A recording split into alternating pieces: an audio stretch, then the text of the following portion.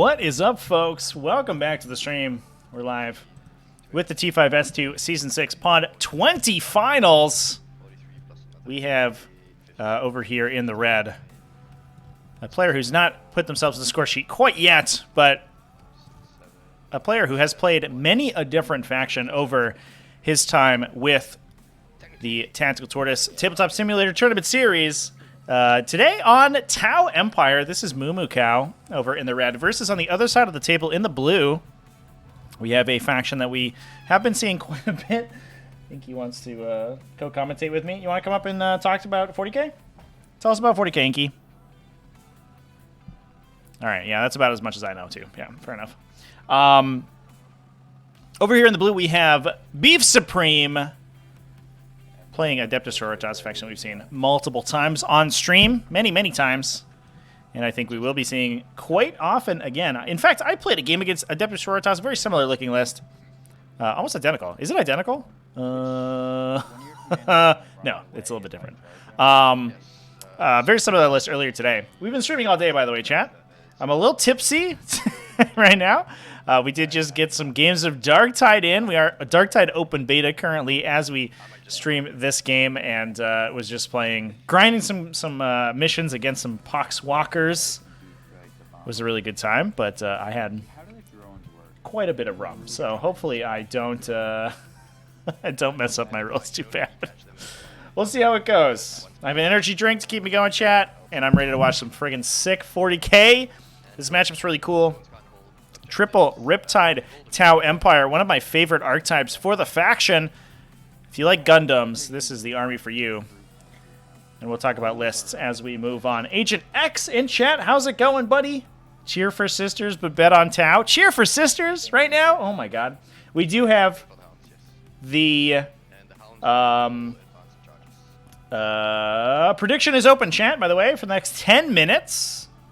Get on in there with your Tortoise tokens. Currently, we're 100% for Tau. Oh, there's some sisters in there. Inky's screaming at me right now. She's a little bit mad that she's not being included in the commentary. You didn't have anything to add to the discussion, Inky. What are you doing? Oh my god, you're about to fall over. You are a dumb cat. You're real stupid, Inky. You know that? Alright, I'm sorry, chat. A fellow servant of the Emperor? Okay, I understand. Yeah, that makes sense. Imperial solidarity, you know? I totally get it, for sure. But that said, I think Sororitas probably a little bit more of a favorite over Tau, generally speaking, from a metagame standpoint. But BeefSupreme, talking to the players before the game, was not that excited about the matchup. I think he was a little bit worried about this triple Riptide variety of Tau, especially with these Sunshock Bombers. Adeptus Sororitas rely very heavily on their ability to score secondary objectives incredibly quickly and hide from the other player with their light infantry units using their long threat range, using miracle dice, charges, and advance rolls to punish them for overextending and for playing aggressively. And you can't really do that if your opponent just kills half your army with bombers in the first turn. So we'll see how well that goes for BeefSupreme. Let's talk about some lists real quick here, chat. Whichever had 0 to angle shoot, that's fair enough. That's fair enough, chat. All right, let's get in exclamation point lists in chat, everybody. If you want to read along and take a look at the lists that we are talking about here. Are those all the reserves? Oh my god. Wow. Whoa. Okay. Fair enough. Paragon Warsuits, Zephyrim, and Sister Novitiates in reserves. So Novitiates not in the Rhino? No, looks like we're putting the Sacrosancts, Crusaders, and Dogmata in the Rhino. I think BeefSupreme pretty cognizant of the danger of these Sunshark Bombers right now, putting the majority of his army off the table to begin with. So let's talk about some lists here. We'll start with the Adeptus Sororitas list. It is a list that we've seen quite a few times before. This is a Bloody Rose configuration. So single battalion detachment that's bringing 2 Crusaders, a Preacher, and a Repentia Superior in the no Force Org slot section. Celestine and the Gemini Superior, a Missionary, and a Palatine. You know, we don't see too often in Adeptus Sororitas lists. That Missionary going to add some additional hymns alongside the Dogmata.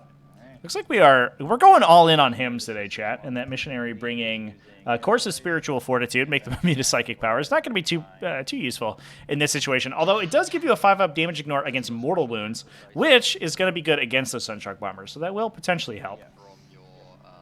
We have a Palatine as well.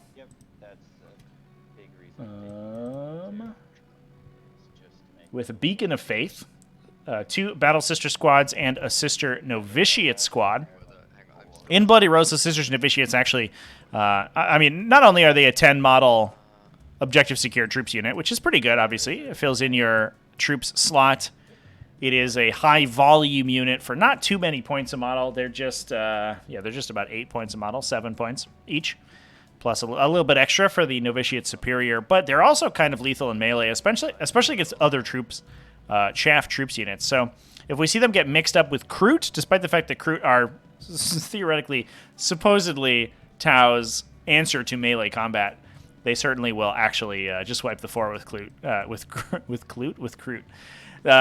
Each of these Sister Novitiates, they only have 1 attack each at strength 3, but they get +1 strength from their melee weapon. The melee weapon also gives them +1 attack, and because they're Bloody Rose, they're going to get an additional attack as well. So they're making 3 attacks each at strength 4, AP 1, thanks to the sub-faction ability, which is all going to be pretty strong. For just 75 points, that's pretty good. We do then have a unit of 7 Celestian Sacrosaunts. Get some 2+ armor saves going on in there. We have a Dogmata, a unit of 3 Paragon Warsuits that Eric is putting in, or excuse me, BeefSupreme is putting in strategic reserve here, it looks like. 3 units of Sisters Repentia, 2 of 8 and 1 of 4. Looks like all of them are going to be starting on the table, and I think that, looks to me like we're keeping the Sacrosaunts in the Rhino, but the Repentia are all going to be deployed normally. Then, from there, we have a pretty common sight in a lot of Bloody Rose lists right now. 3 units of Zephyrim, 2 of 9, 1 of 5. That Rhino, aforementioned, as well as Morven Vol. So we are basically all in on the characters today. Look at the number of characters. Oh, they're gone. Look at the number of characters that BeefSupreme has on the table right now. A Preacher, a Missionary, Repentia Superior, Palatine, Morven Vol, and Celestine. The 2 big beater characters of the faction. No Ephrael Stern and Kaiganil. I think those are the only 2 sort of flexes that we're missing. So, pretty standard Bloody Rose stuff. Going to be using all of the benefits from their sub-faction supplement, of course, including a pregame move for that Rhino, which could potentially deliver the Sacrosaunts pretty far up the table. It's a pretty annoying unit to disembark from a Rhino. Obviously, Tau being a mostly one-phase army means that killing the Rhino and then killing all the models inside is going to be exceedingly difficult. You oftentimes need to like psychic or shoot the Rhino to death and then kill the units embarked in it in the subsequent phase, in the fight or shooting phase, respectively. But it's going to be a little bit hard for Tau to do that, so we'll see how MooMooCow deals with that question. Speaking of which, let's talk about the tools that he has brought to do that. We do have a patrol detachment. This is coming out of the classic Tau Sept, so everything's going to get a floating reroll, hit, wound. We have a commander in a Cold Star battlesuit, this one with exemplar of the Kauyon, burst cannon, high output burst cannon, and missile pod and plasma rifle on that guy, alongside the Resonator Warheads special issue prototype system there. We have Long Strike in that detachment as well. Not going to be particularly useful this game, but obviously the ability to deal mortal wounds is still pretty effective with Long Strike. He would much rather have single large targets to shoot at, like knights or large monsters, but instead what he's going to be doing, he does have the Paragons, I guess, on the table that he may take some shots at, but even dealing the additional mortal wounds on top of standard damage that the Railgun does is going to kill several models in an Adeptus Sororitas unit if it ends up converting. We have 1 unit of Kroot Carnivores in that troop slot. A Ghost Keel Battlesuit. This is probably the most exciting inclusion in MooMooCow's army right now. I think Ghost Keel's a little bit underplayed, in my opinion. They do have that hit penalty. They cannot be targeted unless they're the closest unit, and that does synergize a little bit better, or pretty well, with the two Sunshark Bombers in the list, since the Sunshark Bombers will oftentimes be closer eligible targets than the Ghost Kill Battlesuit, so its stealth systems will kick in, and it won't be able to be shot at, so it can sort of safely hold an objective. And especially in this mission, we are on conversion today, chat. Both players have one objective outside of their deployment zone, kind of laterally here, that can be a little difficult to get to. The mission's kind of predicated on being able to hold those two objectives on your side of the table and fight for the objective in the middle, but sometimes that's a little bit tough if your army isn't particularly fast. But having forward deployed like that that Cold Star Battlesuit does mean that, or the Ghost Kill Battlesuit, excuse me, chat. The Cold Stars, they can run and grab it. They can use their high altitude maneuvers to deep strike, but they don't forward deploy. I hope you don't run into anybody forward deploying their Cold Star Battlesuits, chat. That would be pretty broken. The Ghost Kill Battlesuit, excuse me, is going to be able to hold that down early.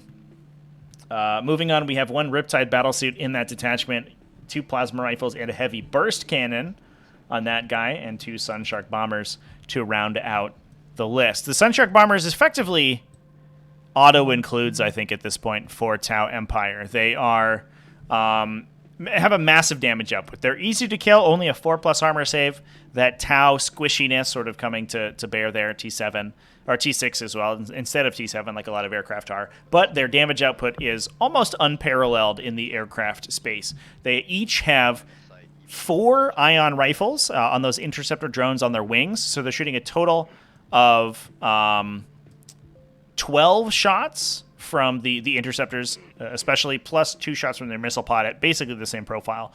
Strength 7, AP 2, between 1 and 2 damage, depending on whether they are overcharging or not, is pretty good. Not to mention the fact that they do bring marker lights and bombs that they can use to run over units to do mortal wounds to them. So they are just generally a good utility unit, able to deal damage in the movement phase, in addition to the shooting phase, which is where most of the Tau damage comes from. So it gives you a little bit more way to deal with phase capped units. It gives you a little bit more damage when you're alpha striking people. It gives you marker light support, and it has some of the highest damage output per point in the faction.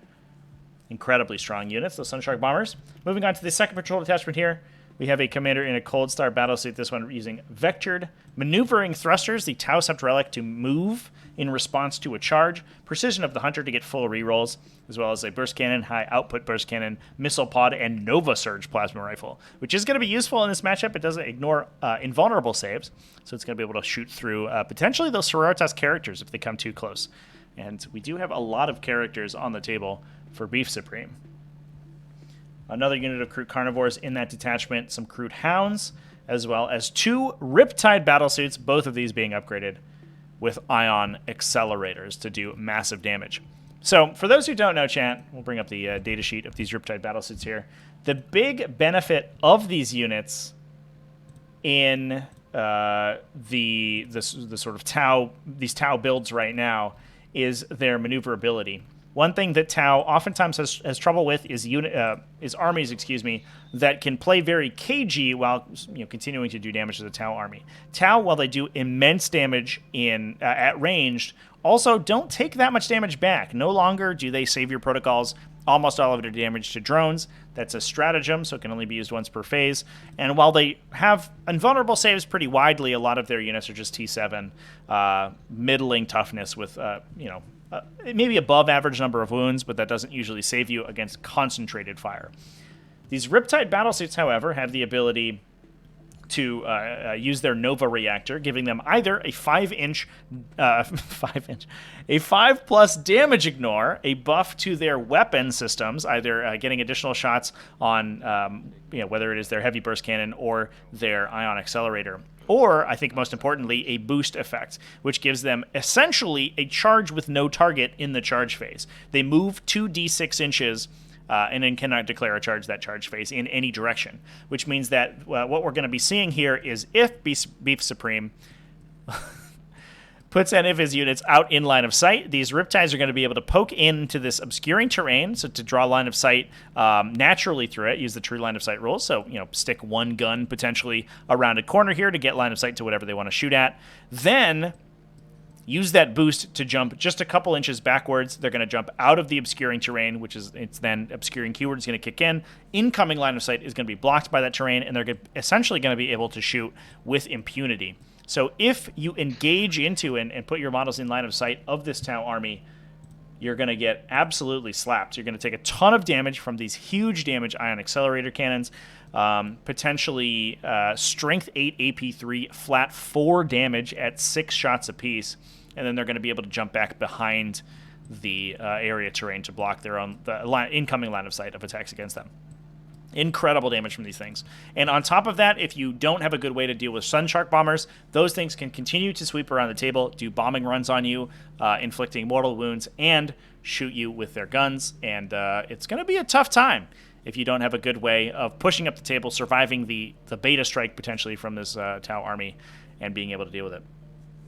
I'm very excited to see how this Tau army operates on the table. It's one of the most effective builds for Tau currently, but I haven't actually seen it play out personally, so I'm pretty excited for it, chat. I think this game's going to be sweet. This is going to be a speed run pod finals. First turn and burst of action is going to be wild. Let's see. Let's take a look at what our predictions here said, chat.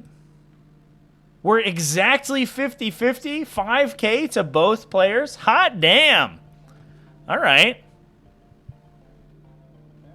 Let's see how it goes. Hopefully that means it's going to be a good game. I'm a little excited. Adeptus Sororitas, obviously an incredible powerhouse in the metagame right now. They're tricksy. I don't want to say they're that resilient. They're just sort of average resilience. Their models are relatively low toughness, but have invulnerable saves and some save manipulation. But they are very tricksy, and they have some of the best secondaries in the game. I would say probably, and this may be a hot take, but I think second to Necrons. Necrons certainly have the best secondaries in 40k for sure, and I think Adeptus Sororitas are number 2. Harlequin's probably number 3. On top of that, absolutely insane damage output from the army as well. So we do have, for Tau Empire here, decisive action, so holding objectives either at the beginning or end of the game, depending on what MooMooCow elects for his tactical philosophy for the game. Aerospace targeting relays to do actions at the corner points of each of the table quarters, so basically where these lines end. It's going to be able to do an action there to set up an aerospace targeting signal, and that will score him some points, as well as a clean victory, which I believe is to destroy units on the rounds he's picked for his tactical philosophy. I will double-check that, though, chat. On the other side of the table for BeefSupreme, we often see very similar secondaries picked for Adeptus Sororitas. We're taking Defend the Shrine, so he's going to pick one objective, not in his deployment zone, probably objective 4 here, and get a point at the end of every one of his turns that he holds that objective. He does have the potential, if he gets destroyed, to lose some points if he doesn't end up holding that at the end of the game. But generally speaking, it's going to be a relatively easy 15-point secondary, excuse me. Raise the Banners High, pretty classic one for Warzone Nephilim, as well as Leap of Faith. So he's going to get some points for performing a number of miraculous abilities, performing miracles, excuse me, in his or his opponent's turn. I believe it's 2 if he performs at least 2, excuse me, 2 if he performs at least 3 miracles in his own turn, and 3 if he does it in his opponent's turn. Looks like the roll to go first is happening right now. Tau with a 4, Adeptus Sororitas with a 2. Tau are going to be going first. That does mean that these Sunshark bombers will get the opportunity to attack, which is a pretty big deal.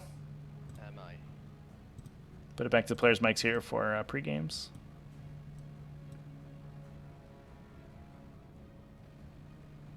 Is there anything worth redeploying? You're pretty well hidden. Is Celestine on the... She's touching terrain, right? She is, but I figure she would probably be lookout surge from anything.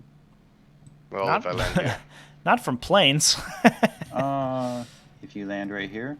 That is a little dangerous there, chat. With a bomber, yeah. You'd be able to shoot her. Uh-oh. Okay, that's fine. No, I think what we may see here is a She's the Riptide one thing that redeploy kinda very heroically needs it. aggressively. Yeah. Okay. Let me see.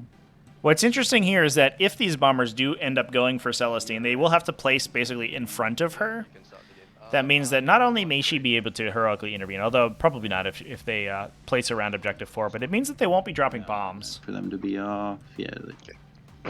That's fine. So you are not redeploying anything? Actually, I'll just redeploy one, and I will be in Kaoyon. Alright. Fought the list with Leagues of Votan. It folds if you go I first. will do This all is the pre-game Tau stuff. list, chat. I can certainly see that. Yes. Go ahead. Although, I guess it doesn't have an there. exemplar of the Kaoyan. Oh, it does have an exemplar of the Kaoyan. It doesn't have an exemplar of the Moncaba. You don't need it. So it can put a bunch of units in if you have good shooting, it can put a bunch of units into strategic reserve. But I have played a couple games with Tau. Unfortunately, I think I lost all of them. So I'm by no means a Tau expert. But it definitely felt much better going first, for sure, for Tau. Adeptus Sororitas, though, you can't count them out, right? Like, the Adeptus Sororitas, they have some of the best secondaries, and they can make weird things happen with Miracle Dice. So I think that we're not going to decide... we can't just count out BeefSupreme here. Okay. Plus, you know, he's got that beef. Am I right, chat? Let me see. Click it over to me. I want to Yep. see if I want to do my pregame move with the Rhino. Planes Right, would have go put ahead. big craters into the 20-man bricks of warriors. Oh, for sure. Hearthkin warriors at big numbers? Yeah, you don't want to get hit by those bombs, unfortunately. That would be brutal. And roll up to 10 dice, one for each model in the unit. On a 4+, they do a mortal wound. So plowing 5 of those Hearthkin warriors to death before they even go to shoot is pretty disgusting. So it looks like we are going to be doing a pregame move with the Sororitas Rhino here. MooMooCow allowing his opponent to go back a little bit. That is an ability, or a stratagem, excuse me, out of the Bloody Rose supplement, Far enough to make it worthwhile. which is one of the reasons we see Rhino so often. Interestingly, every time we talk about Rhinos in Adeptus Sororitas list, it seems like people are very surprised by it. They're like, what? Rhinos are seeing play? Lions from my Yeah, city the on Sororitas Rhinos are incredible. They might be the best transport in the So game. Riptides are all giving themselves a 5 up feel no pain. Not a fake account. How's it going? So it says 3.1, but the I traffic sure is hope at you're not a like fake 3 account, man. circle. You okay with Thanks that? for coming and hanging out with us today. Yeah, sure, go ahead. That's fine. Daily crossword. Where's the beef? It's over here on the right-hand side of the table in the blue deployment zone, chat. That's where the supreme beef is. Sitting here. So it looks like MooMooCow recognizing that he does not have any good places for any good shooting lines for these Riptides to fire, so he's going to be using their 5-up damage ignore ability in case anything goes get into melee with them. Going to make them a little bit more survivable. Putting our Cold Star Commander up here. This is the Vectored Maneuvering Thrusters one, so it is effectively unchargeable if you're not very close to it. Obviously, MooMooCow can also use the stratagem, the repulsor field stratagem, to reduce the charge of units coming into it. So it can reduce your charge roll and then move away from you. So effectively reducing the total you charge by about 8 inches, which is insane. Sunshark pivoting. You got to smite that guy, in my experience. Looks like Sunshark Bomber. Are we going off the table here, or are we going to be staying in play? Looks like we're staying in play. Bombing the Importantly, the Sororitas list has very little in the way of shooting. A lot of times we see Retributors in these Bloody Rose lists to give them some reach, but we're not going to see that today. We do have Celestine. Celestine is probably good to kill a Sunshark Bomber, but BeefSupreme put all of his Zephyrim in reserve, so he has no other flying units. on your feel no pain for the orange retention. Looks like only 3 damage going to our Repentia squad. That's not the end of the world. I think Beef maybe regretting the decision not to take any Hospitalers in this list to regenerate those models after they go down. Would certainly blunt the impact of this Alpha Strike. This bomber pivoting. Playing Tau tomorrow. Curious to see how this goes. Yeah, I am too, chat. I've been impressed by this Riptide battlesuit list. I actually own a Riptide. I've never assembled it, but I would be pretty excited if Riptides become Yep, the blue really strong. Okay, so it looks like we are going to be flying off the table with that. Flying over purple and dropping the Yeah, using that ruling that aircraft that move overlapping the edge of the table can then enter strategic reserve. So they are placed back in deep strike. They will deep strike next turn normally, 9 inches away from enemy units, and they count as moving to the point at which they would be forced to stop by the end of the table. Then you measure anything they moved over at that point, drop their bombs, resolve all those effects, and then they're removed. Okay. Still convinced that aircraft should start in reserves? I'm 100% with you, Daily Crossword. 100% with you. I think they should deep strike in your deployment zone on turn 2. He's coming here.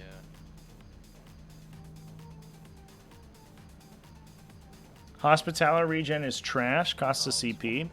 Yeah, I don't know what Beef Supreme is really spending a CP on it otherwise, though. And if that's the only reach he's being hit by, he can basically turn off the damage that he would be taking from those bombers. Although, in fairness, right now, the Repentia, even at a reduced strength, and he actually didn't take very much damage at all, the Repentia at that reduced strength are still going to be basically one-shotting almost anything they touch. Outside of a Riptide, and even then the Riptides will take a ton of damage before they go down.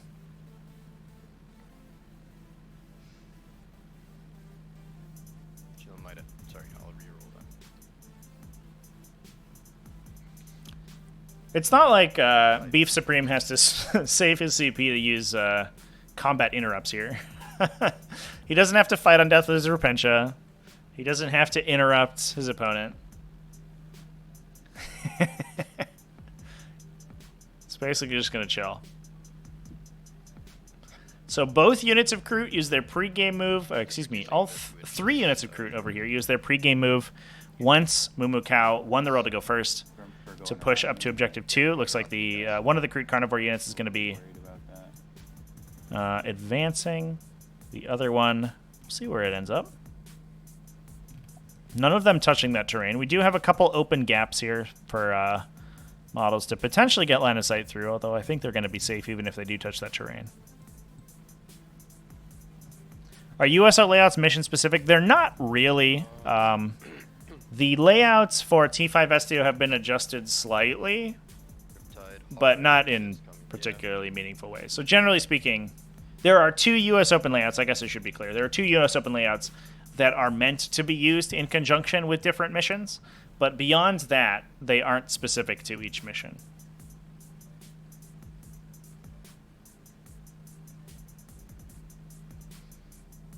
I do think we will be moving to a mission-specific format next season, though, champ. We do have different theming on all the terrain right now for Season 6, but the placement is generally the same.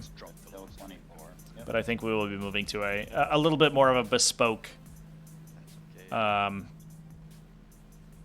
format in the coming season.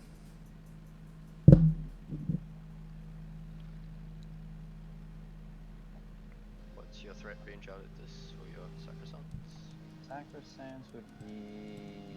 9. Yeah, I definitely agree, chat. I think that first mission-specific terrain setups is the future for sure. I think I don't dislike US Open, and I appreciate that US Open gives sort of a level of consistency, especially to in-person play, where you can go to almost any event that uses US Open layouts, and as long as they like house rule their ruins similarly, your games are always generally going to be similar, which means that you can sort of plan for them. But on the flip side, obviously, there's huge downsides, I think, to US Open. It does get a little stagnant. It sort of warps the metagame in a huge way, and I do think that it doesn't work perfectly for every mission for sure.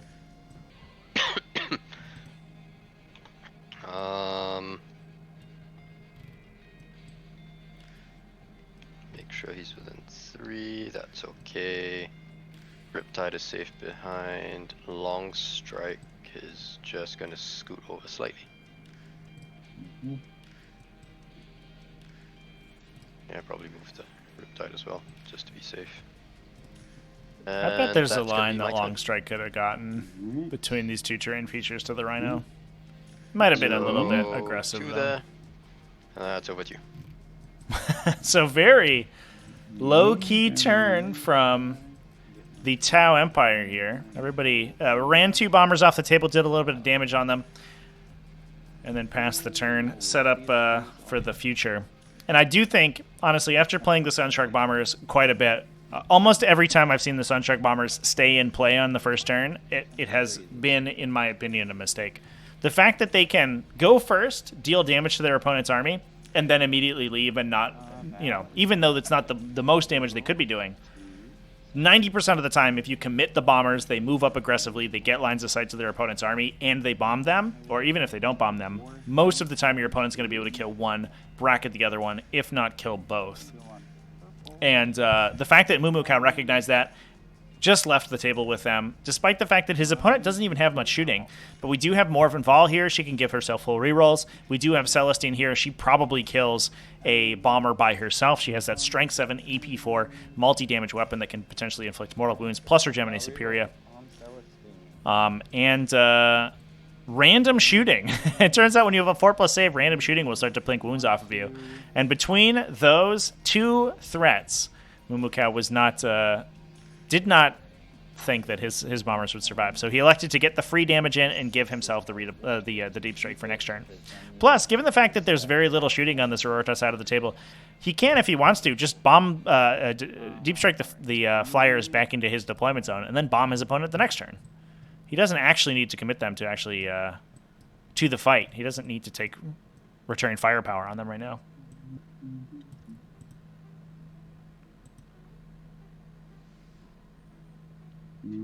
Kind of hate WTC would do like their layouts. Yeah, we might be on the same page there, Truant. I do think we used WTC for the last season's layouts, and I think they ended up working really well. So when the bombers come in, they deep strike? Deep strike. Basically? 9 inches. 9 inches away. They cannot move afterwards. That is right. Cool. Your clock stopped, by the way. Oh, sorry. Yep. I don't know why. It's probably a hotkey, I imagine.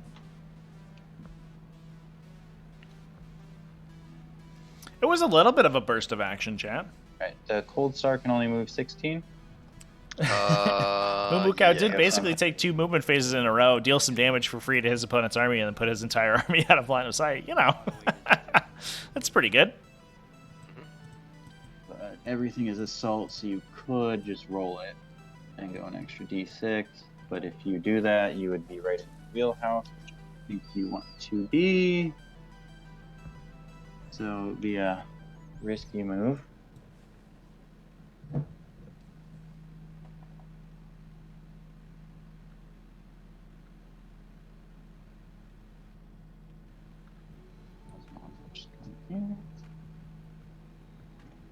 Do that. All right, so they got out. They are going to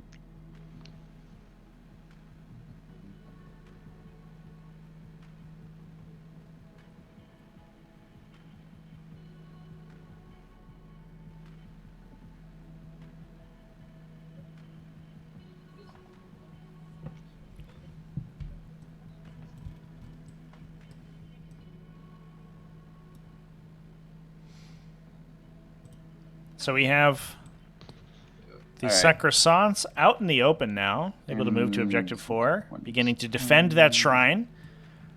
The Sacrosancts of the base 2+ save, actually surprisingly effective against Tau Empire, given the fact that Tau has a ton of AP0 shooting, especially on these Cold Star battlesuits. They do have a high output burst cannon, so they have a single AP1 weapon, although obviously if those Sacrosancts touch light cover, they're going to be ignoring that. Although the Cold Stars do ignore cover. Is that right, chat? Have I just totally blanked on their abilities? What do Cold Stars do? What is a Cold Star commander, chat? If they have target locks. Which they do. Okay, just kidding, chat. So they will be ignoring the cover. So the high output bush cannon can put them on a 3+ save since the Secrosons specifically do not benefit from Armor of Contempt. But their regular burst cannon that they're bringing, because it is not a DW02 burst cannon, which does have a pip of AP on it, will not be shooting through that. So they will be on a 2+ save. So the Secroson's pretty tough to kill against the Cold Stars. And especially if the Cold Star moves aggressively forward to try to get line of sight to these Sacrosons, there's a non-zero chance that the Sacrosons could just use their ability to heroically intervene back into it and stab it with many pokey sticks. So they do put a little bit of a exclusion zone on that objective. Now the downside here is that these Cold Star, or these Riptide battlesuits are pretty tall. And I think there is a universe where a Riptide Battlesuit just runs up to touch this objective, shoots into the Secrosons, and then pulls out. Although, it's mostly just getting free damage. It's not... it's unlikely to actually kill the entirety of the unit. That heavy burst cannon is only AP1. It shoots a ton of times. I doubt that MooMooCow uses its...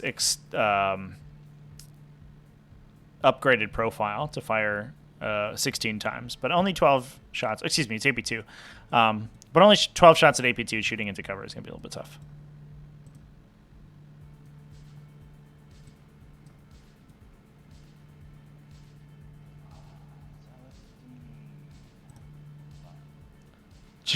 Cold stars are the opposite of warm stars. They are bat cool seats, chat, for sure. If Batman was a 40k character, he would be Tau, for sure. They're all about technological advancement and planning ahead. That's like their whole thing. He loves that stuff. Celestine moving on to that objective as well. So I think right here, sort of that single phase damage becoming kind of a downside for Tau. The Riptides do have the opportunity to move forward and deal some damage here, but if they do so, they're not really going to get that much benefit from it. They're just going to get charged, and they're not even going to take the objective away from the Sororitas, especially with the Dogmata there. The Dogmata can just make Celestine or the Sacrosants, whatever BeefSupreme wants, objective secured, then at the start of his turn to steal that objective back, even if it gets contested by the Crude Hounds or the Cold Stars, or the Riptides, excuse me.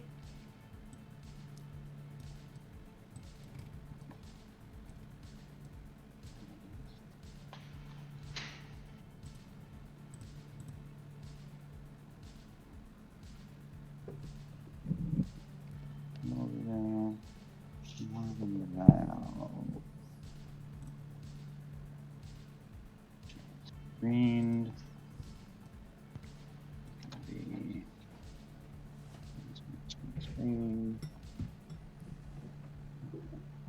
Which side do I want Morven on?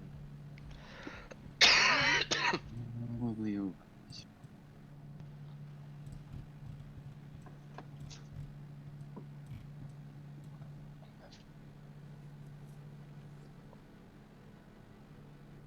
Yes, she does. She was to shoot. Morven will run.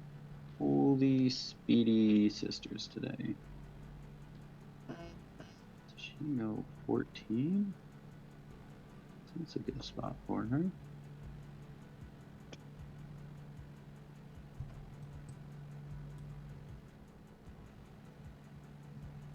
And then the Battle Sisters will run. BeefSupreme does have to be worried about the ability of those bombers to deploy in his backline. I can't put up a banner. If they jump in and start to muck up his objective secured, that could be problematic. Or kill his characters, potentially. Looks like the Crusaders have actually moved to screen out this back table quarter here, which I actually love. I will feel like an idiot. And those guys actually being true line of sight blocked by the forest piece of terrain here, so they're very difficult to get rid of and will just prevent any reinforcements from coming in that corner. Pretty good move from BeefSupreme. I really appreciate that. Shows a knowledge and pre-planning on the tabletop, on the terrain. Looks like we also have the same with the Preacher back here. The Preacher, I think, able to be almost perfectly hidden between the three prongs of this brazier. I bet there's a way we can see that guy. That one looks a little bit more dangerous because that model's relatively 2. tall. And He could eat an there. ion cannon to the face anytime. That'd be awkward for him. Into our screen.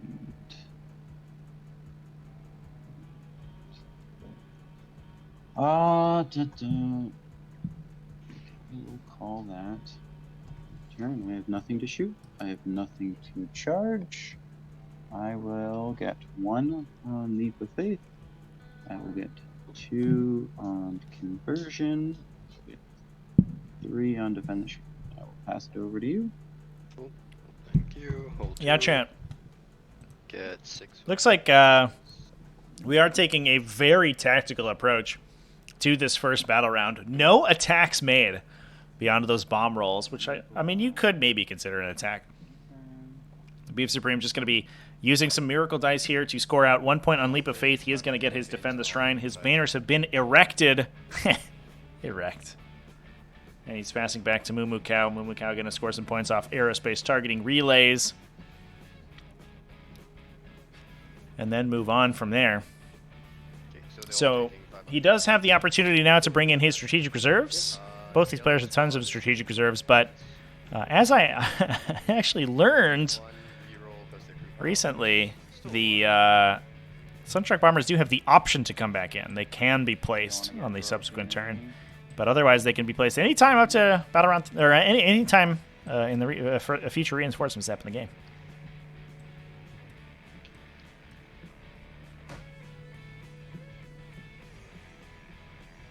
That's a 12. You can't clear the wall. Right? It's only 3d6 for the charge, not in advance, yeah. It's yeah, regular advance, so I can only move 12, and then it's 3d6 Okay. drop the lowest for the charge. Pink root, the pink root hounds advancing 3 inches, good enough.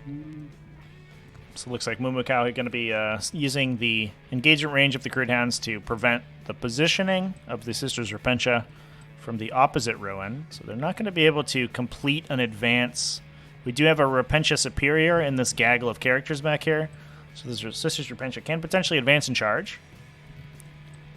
So MooMooCow just going to ensure that they cannot advance into the building. And they'll have to probably charge the Crude Hounds. There's probably space to fit models between them. But if so, those Crude Hounds are only 24 points a unit, excuse me. And MooMooCow is fine with that. He's much more protective of the Crude themselves, who are going to be holding the objective. And potentially doing actions in the future.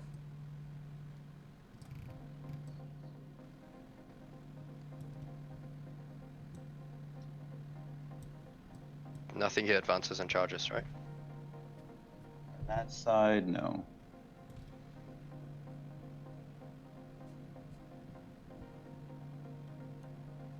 Twelve, 24. Yeah, so MooMooCow a little bit worried about Celestine getting into the Riptide. Especially since the Tau's, well, one of the Tau's biggest benefits is obviously the ability to Overwatch. A little bit less so with those Riptides. They're kind of ponderous on Overwatch. They used to be brutal. Back in the day when the entire army could Overwatch if you charge them. They were pretty disgusting, but a little bit less so. But you'd rather get the opportunity to kill a Gemini or two before they get in there. For the low cost of 1 command point. And especially since he's using these line of sight blockers to protect his units. That also means that they do become susceptible to charges, ignoring Overwatch. So it looks like he's going to be pulling everything back to the back of that objective, just making it so BeefSupreme doesn't have any good charges onto him. And then calling that a day. Now, I imagine, I don't think we saw too many redeploys from MooMooCow, but I imagine that we did see Cao Yan get called. Otherwise, he would be trying to score a clean victory out a little bit more aggressively. But Tau basically conserving their energy for the final 3 battle rounds of the game, when their abilities and their secondary start scoring. Honestly, pretty interesting game plan it forces out of Tau players. Either they're going to score their clean victory and decisive action in the early game with MooMooCow, where they get their rerolls targeting enemy units, or they're going to do it with Cao Yan at the latter half of the game, where they get exploding attacks And once those Sunshark bombers drop in on battle round 3 or 4 with exploding 6s or 5s, respectively, they start to do immensely more damage. You can reposition the hounds if you want. No, it's fine. I'm just trying to make sure that there's very little space for you to drop in.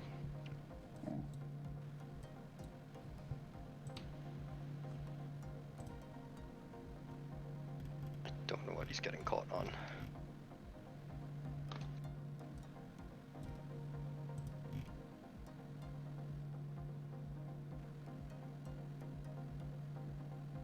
Okay, so that part's screened out, this backline screened out.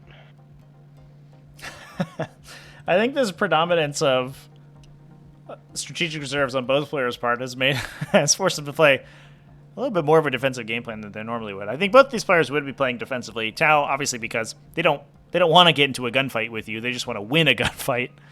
And Sisters, because they probably don't have a good way of winning a gunfight themselves. But with all these strategic reserves, both these players are going to be screening out their backlines and passing the turn for a little bit here. Now, BeefSupreme, I do believe, gets a little bit of a benefit there because he is set up. He has his banners deployed. He has his shrine defended. And he's going to start scoring out points. And especially with MooMooCow going first, BeefSupreme has the benefit of bottom round 5 scoring. So he's essentially going to be up 4 points on primary.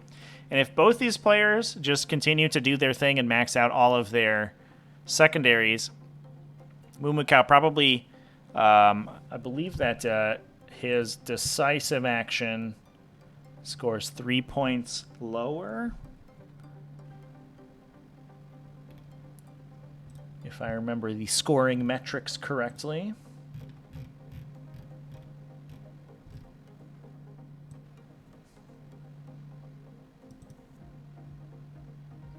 Yeah, so his clean victory can only score 12 points. The decisive action can only score 12 points. They'll score 4 points each round at the end of the game because you selected Kauyon. Rounds 3, 4, and 5. So they're going to start turning on next turn.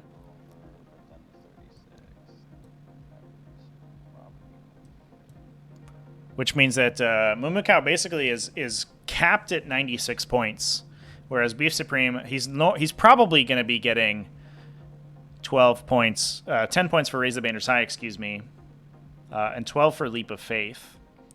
But he does have the benefit of an additional 4 points at the end of the game. So he's basically, if both players were to retain this composition, this board state, and just sit there and score out their secondaries.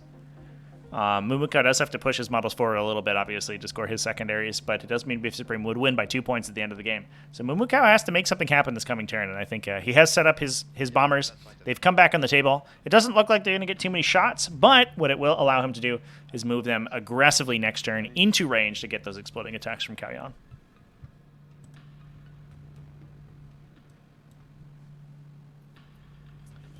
Yeah, Daily Crossroad, I think we just covered it.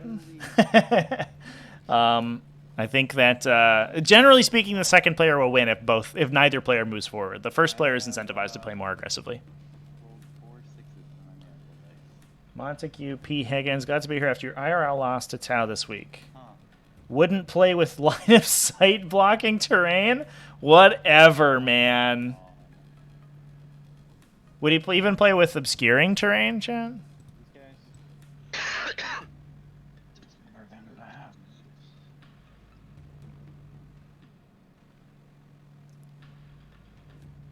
Yeah, if you rack up with Tau and your opponent drops a Storm Surge and says, I don't want any of the terrain to be obscuring, you just gotta leave. You just pick up your stuff and you're like, I can't be fucked. That sounds horrible.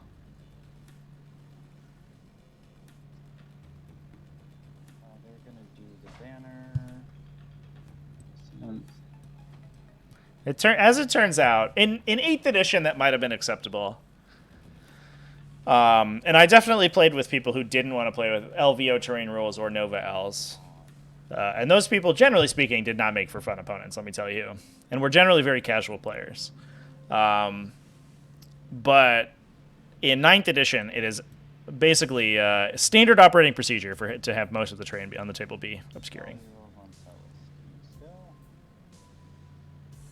What's the point in obscuring if you just touch the piece in the middle and say I can see the whole map now? Well, you also need to have... Theoretically, you have obscuring on your own side, right? If the only terrain is in the center and it's obscuring, yeah, that doesn't do anything. But theoretically, you should have terrain that you can hide behind that your opponent has difficulty touching. Nova L's are fine, chat. They're whatever. They're just difficult to play at in-person events, I agree, I think, in my opinion. Some of the most heated measurement discussions I've ever had would have been with Nova L's. So it looks like we're maybe trying to see if we can get some... I don't think that fit. models in here. Will it? I think I can squeeze them in because you spaced them out enough. Yeah, sure. Okay. Yeah. Yeah, there's room there. The question is, how many could I? Yeah. Make some room.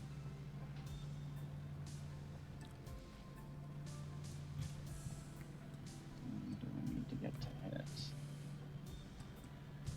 How many CP? I'm at 3 CP. So taking a look at BeefSupreme's Miracle Pool chat, I think we can notice a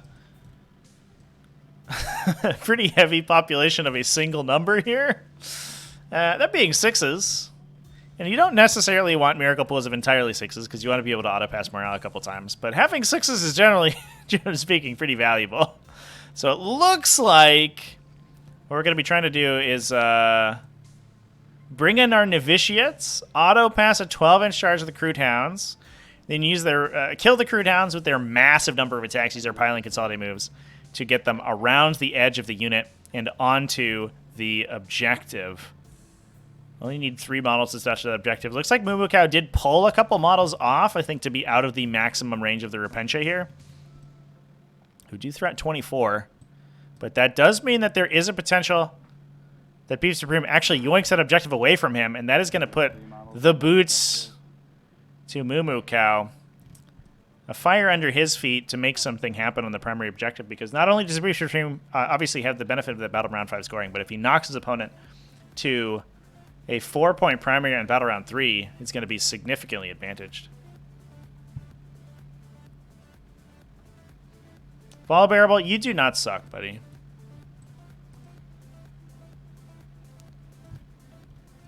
Unless you're a vacuum. Are you a vacuum?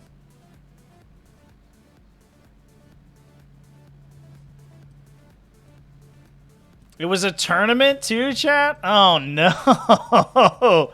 That's brutal.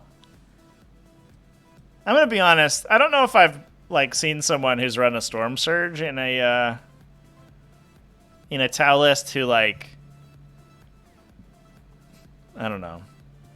Storm Surges are sort of, they're like the one, they're so straightforward. You're only there to shoot your opponent off the table, right? Like, nobody's there to do interesting things and, have interesting interactions occur in the game. Like, even right now, we're watching the Sunshark Bomber list. Most of MooMooCow's stuff has stayed on his side of the table. He's trying to keep away from his opponent. But these Sunshark Bombers do, create some of these really interesting contentions where you have to decide whether or not you play them aggressively, you fly them into strategic reserve and you do bombing runs with them, or you move them to use their actual guns. And there's interesting, tactical plays that you can make. Storm Surges do not have that luxury. They just shoot, and they only shoot, and that's all that they do. And I don't know if I've met somebody who plays Storm Surges in good faith, I would say, I guess. Which is, I think, a weakness of the Storm Surge, probably more so than the player. GW, maybe we make less units that only shoot and do nothing else.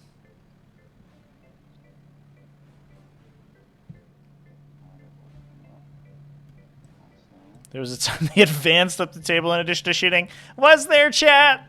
Was there? That was an extremely bad faith interpretation of the rules. I'm glad that GW finally came around with their weird, bizarre, strange interpretation of counts as stationary. But at least it stops you from advancing and shooting your marker lights or doing whatever. Oh, they were printed to be spider-themed? That's actually sick, chat. I do love me some Halo, so having a big scarab is really cool. I also like I think you know, if you like Gundams and you like the big stompy robots, the classic Riptide battlesuit and the Storm Surge battlesuit looks okay. But I do like the amount of creativity that the Tau community has for their units, because there are a lot of alternate units and 3D sculpts and conversions you can do to any of these models that make them look significantly different to the out of the box assembly, and make them look, you know, sort of wildly varied. I was just looking through my bookmarks earlier, and I had saved a file on cults of a Crutox that was like a big drone, like a big gorilla drone with cannons on the back, and I was like, this is sick. I would buy this model if it existed, but in fact, I'll probably just print it.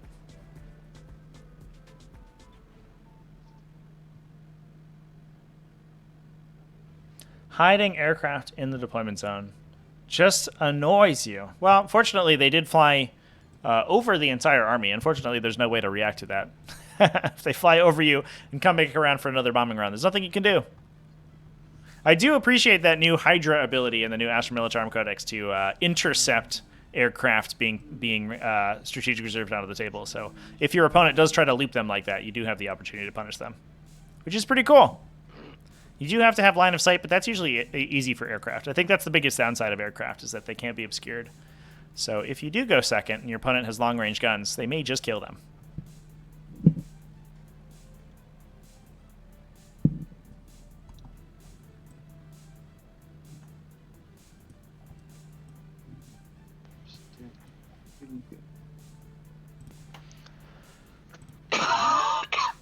Here, they're good there. All right. Hydras are pretty good, chat. That's good to hear. I put up a banner. I looked at them cursorily when the codex was spoiled, but I didn't look too deep. I was mostly worried about how much damage Kazarkin units and Rough Riders could do. And it turns out, a lot. The answer is an absolute butt ton of damage.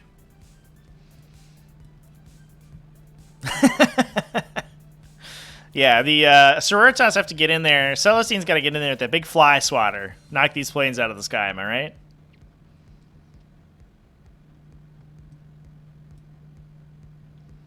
Oh, it's a turret weapon. I guess that makes total sense. That's very cool, though. I didn't even think about that. Because I saw that it had, you know, +1 to hit against aircraft, and I'm like, whatever. It still hits on 4s. But if it gets a +2 to hit, that's actually pretty big deal.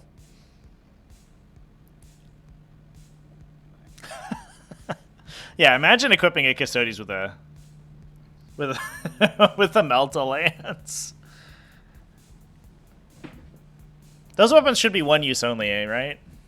It feels like you should be able to make that many with them. I know they can screw a new one on, but like, are you doing that in the heat of battle? Come on. So I'm going to bring in the 5s.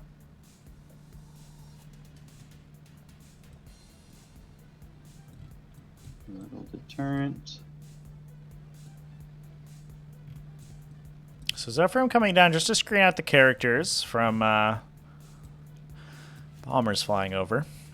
Yeah, so now, as BeefSupreme says, obviously he has multiple flying units in the air. And he has the ability, obviously, to deep strike more in. So if those bombers push too far forward and try to use their guns to shoot, which we may see MooMooCow do, because he does have to start scoring a clean victory. So he has to kill units and kill more units than his opponent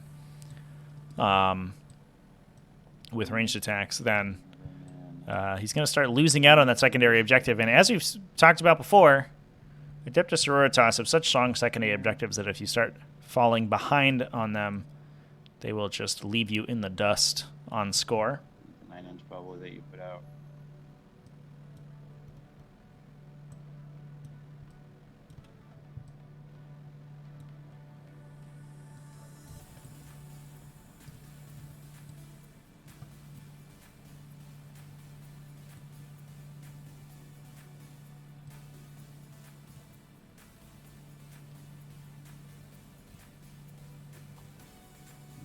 Put 1 within 6 of the missionary, so you give them rerolls to hit for 1 CP instead of 2.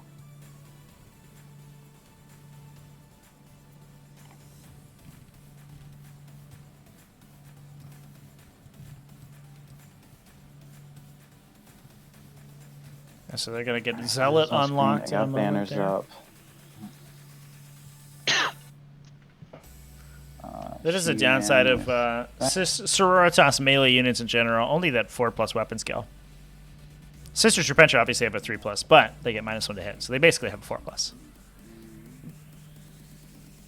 Not sold on Rough Riders yet. Yeah, I think in a lot of cases, if your opponent plays really cagey, you probably won't be able to deliver them. So they're going to be more of a counterpunch unit. But I mean, just applying full rerolls and objective secured on them means that they, for 200 points or whatever, they just kill anything in the middle of the table and take the middle objective.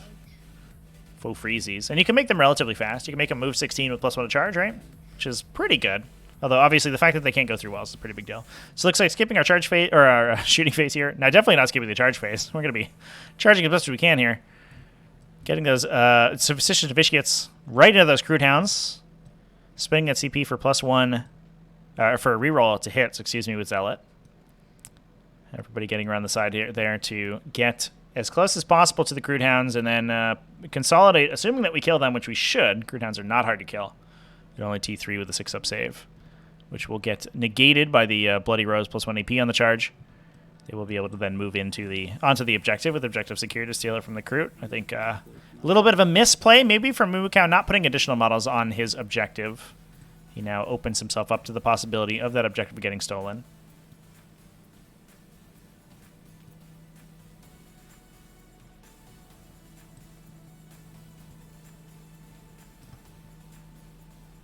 Oh, well, maybe we're putting everybody back. What are we doing there? I think maybe we were expecting to be able to fit one in between, and we may have to put one on the end here and then pile the rest in over the wall. No, we're still going for it. We do need to put one model in, actually in engagement range.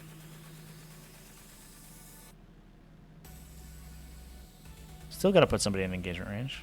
All those 6s in the Miracle Pool, though. Kind of a big deal. Yeah, Cavi keyword sucks for sure. Activate. You don't have any defensive strats or anything. The Novitiates are charging, right? Nope. What was that? The Novitiates are charging, right? Yeah. Oh, they do need to have somebody be in engagement range, yeah. Yeah. All right, we fixed it. We got there, chat. Unfortunately, you're not allowed to charge and just move 12 inches or generically towards your target and then call it a day. You do actually have to go towards them. There. Or you have to go in engagement range with them.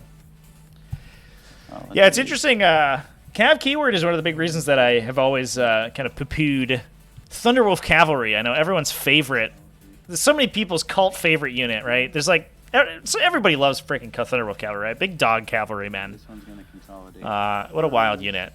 But the Cav keyword just dumpsters them so hard. If you compare them almost directly with Vanguard veterans, or Wolfguard, excuse me, Wolfguard, they are so much worse because they can't go through walls. But I think if you become 20 points and have a similar damage output, rather than whatever Thunderwolf Cavalry are, 55, I think you are significantly more interesting.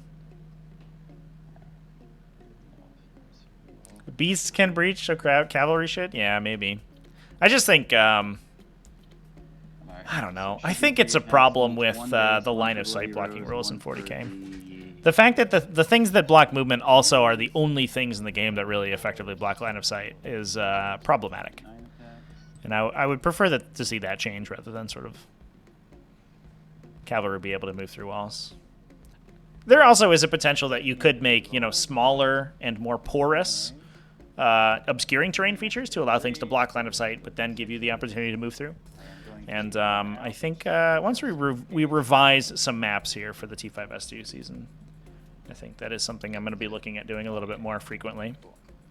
Certainly something that we've done in the past to great effect. So there go the Crude Hounds, I think, to nobody's surprise.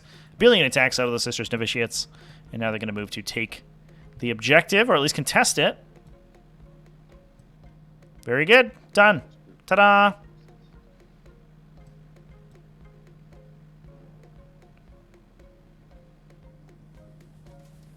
Yeah, to be fair, if you have a Melta weapon, you definitely should just have Breachable, right, chat? Like if a Thunderwolf Cavalry Out. has a Melta Bomb, they should be able to go through breachable terrain. Yeah, I don't think that model's able to get there, but we do only need 3 models to take the objective away. So that is going to be BeefSupreme dropping MooMooCow down to a 4-point primary. Beef didn't give himself his own primary objective point, so he should be 8 points up on the score. Which means MooMooCow is going to have to make something happen here. Now, he is going to get to pick up that unit of sisters pretty easily. I doubt they're going to survive a turn. But on the flip side, the only thing that really has a good push into the Sororitas side of the table is going to be those bombers. Pass it over to you. I will get another 1 on Need the Faith. I will get 3 on Shrine. Yep. 2 on the mission, and I got 1 on banners. I got 2 on that. Alright, over to you. And there goes those Sororitas secondaries, pushing BeefSupreme ahead on the score. But we are on battle round 4, so Kao Yan triggers. We get 6s exploding for MooMooCow. And he is going to be able to score his decisive action. So assuming that he holds equal to or more, or I believe at least half of the objectives on the table. So as long as he pushes this unit of Crude Hounds that Beef was very kind not to attack. My cat has stolen something and is kicking it very noisily around the table, around the ground. Is that a paint pot? How did you get that? I'm gonna take that back. Please do not open that on the ground. No.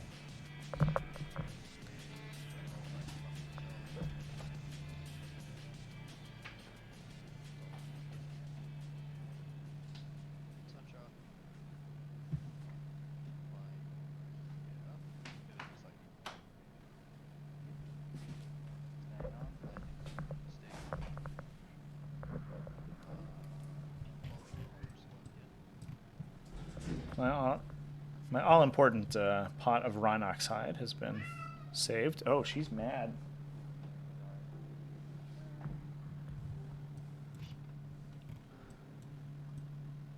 Another 6. Okay, 3 more wounds on your orange squad.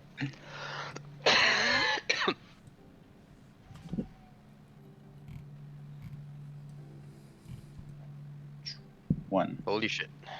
Repentia do not like mortals. No, Just they as don't. a heads up. That one's flying there. Yep. I think my wing is still on the board. Yep, perfect. Bombing the same squad all over again. Okay.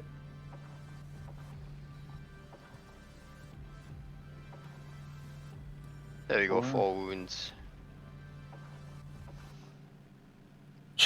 Dragon Beef wants chariots to be useful. That Fate Skimmer, though, man. That thing's awesome. This just in. Okay. One of the rest greatest of the movement chariots. Certainly the phase. greatest chariot. Crude walking up here. Pink Crude walking up here. I think the Slanesh chariots are actually fine. There are some lists that do well with them. They put out so many individual attacks for their points cost, and you know, they're big, they're fast, they're kind of hard to kill. I don't think that they're necessarily terrible. They're just not as good as Greater Demons or other exciting big stompy boars or Zinj Flamers. To be fair, right? Zinj Flamers is the issue. Yeah, their bases are probably too big for sure. That is the problem. Moving and advancing. I think the large base can be useful in some situations. They're good for example screening and blocking areas, but they're not good for like scoring engage or reality or bells, which is a problem. So well, they go 14 anyway. So Crude Hounds moving to the center of the table here. They're going to be doing a little bit of screening against the Zephyrim coming in. So we're probably going to see, if we don't have all of these sisters killed by Long Strike and the Ghost Kill, I imagine that the Crude are going to be charging and sort of completing that screen of that area, and then the Crude Hounds in the middle are going to spread out a little bit, yeah. And we do have the vectored maneuvering thrusters, Cold Star Commander screening. I do hope that we... I'm a little bit worried. The vectored maneuvering thrusters only moves the Cold Star itself in response to a charge. Although, obviously, if that unit is declared, he can reduce the charge, so he can make that very difficult. Although, obviously, BeefSupreme, with another 12 in the tank, he rolled another 6 on his Miracle Dice Pool. He actually has an automatic charge in here, in hand.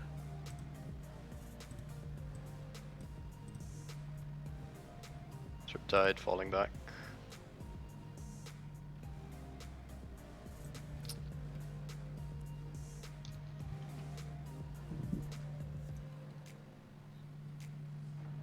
Marker drones. Okay, no, I need to push this squad out a bit. So if you have a 12, I just move away and then, you know.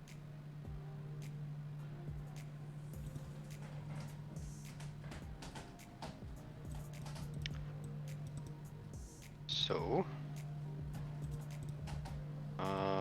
technically all the commander, the marker drones are performing the action, they're performing the marker lights as well. I think I'll just hop here. Is there anything I can see there? No. It's fine.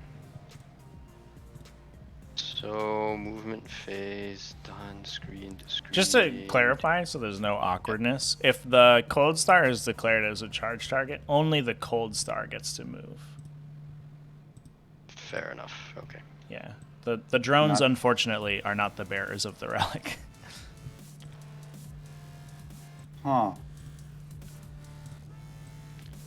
Right. Okay, that's a distinction I wasn't too clear about. I don't really care how we play it. You can play it all. That's how I understood it when I read it, so I'm not overly worried. Yeah, it's cool. Let's see this. Because I probably won't charge that anyways, because... Yeah, right, because it's okay. Yeah, but...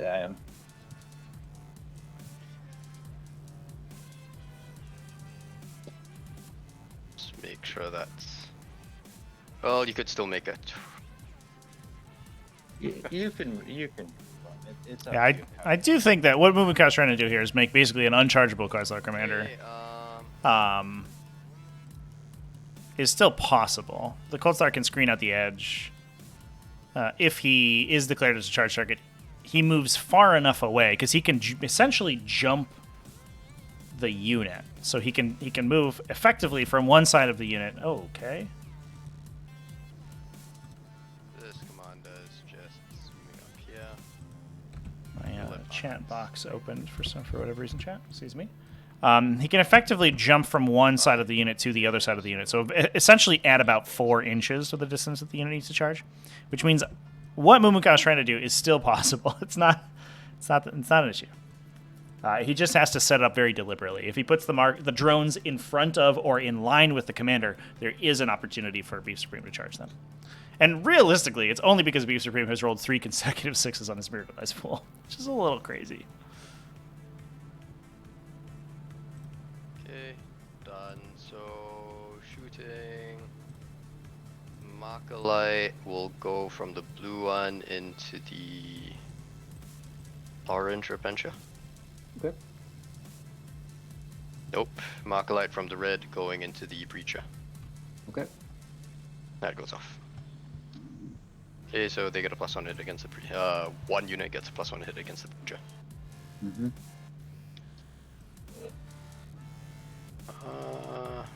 6 inches. Perfect. Whoops, sorry. This drone had to follow him. Starting with the excuse me, the Riptide. Yep. The Burst Tide. 16 shots because I went for the big gun. Hitting on 4s, 6s, double explode.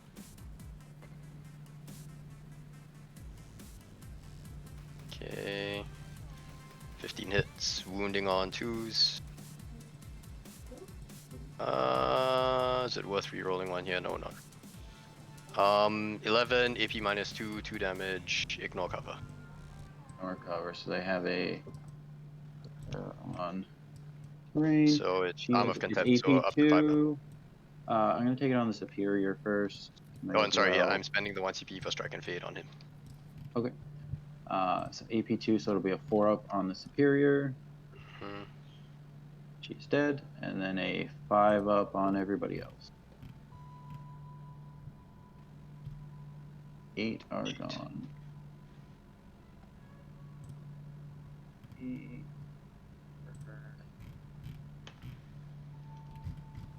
Okay, plasma rifles. I rolled some that were off. There were 3. I'll kill the squad. I misrolled it. I think you're gonna wipe them anyways, but Yeah, I mean, there's still all the rifles and all that. yeah. I think there were 3 off. And Yeah, plus so it I would have had been 6 up. line of sight there, so. Yep.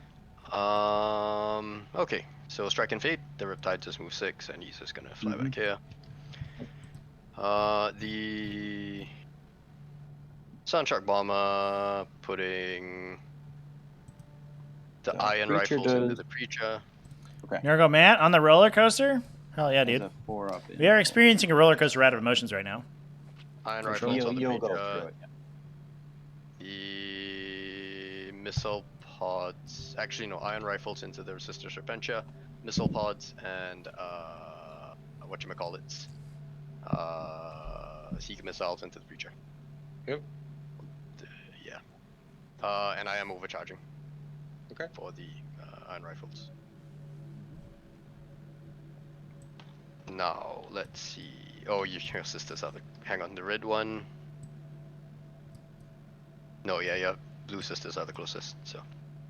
Unfortunate. 12 shots. Yeah, so that is going to determine whether or not the Sunshark gets exploding 6s from Kaoyan. You do have to target the closest eligible enemy target. And then this is going into the. Here you go, Matt. I will always relate to you. Except for your love of Death Guard. That I don't relate to. 5 AP minus 2, 2 damage each. 6-up invul. 2 damage each. I'll re-roll successes. They are probably gone. Oh my god. Goodbye, Repentia. Bye-bye, Orange Repentia. Okay, and then the 4 missile pod shots into the Preacher. Okay, and then wounding on 2s. 3 wounds, AP minus 2, 2 damage.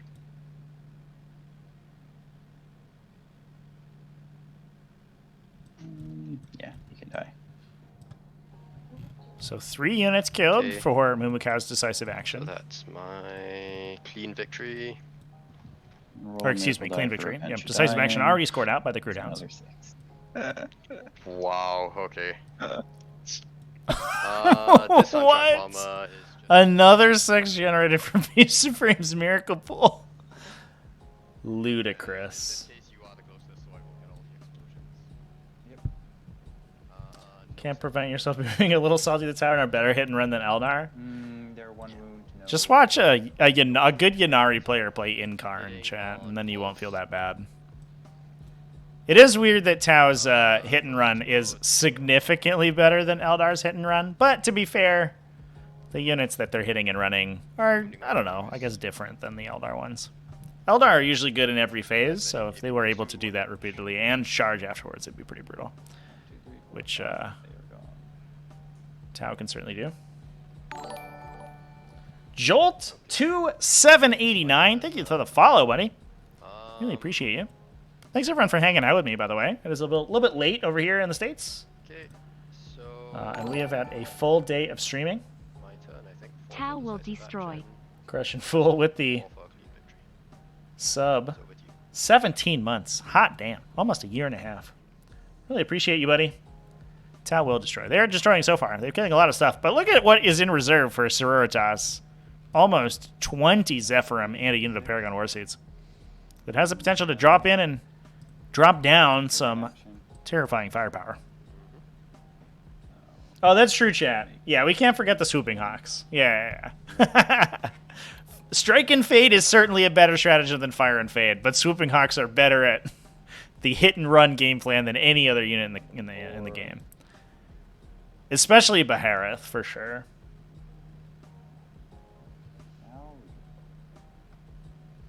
Imagine how different this game would be if there was a 3-inch open door in the front wall of each 12x12. It'd be a lot of dead sisters. And I think that would be a less fun and exciting game, chat. I want to be honest. If they couldn't walk into their ruins for fear of being immediately obliterated by a 16-shot Riptide battlesuit with a marker light. That would be pretty lame.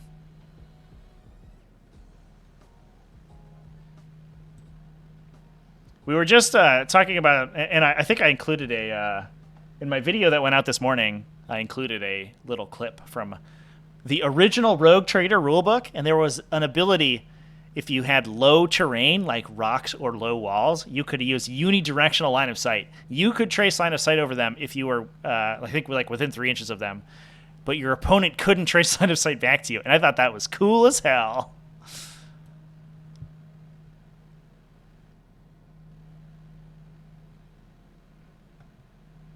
Oh, that's true, chat. Yeah. Although, in my experience, a lot of places are just saying that like first floor ruins are blocked off. To be fair, for U.S. Open style terrain, I don't love house rules like that. I think I've come to the side of the where the house rules are a little bit awkward because sometimes they're a little bit funky. But I think that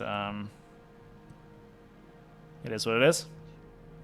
But most places just count those as closed off anyway.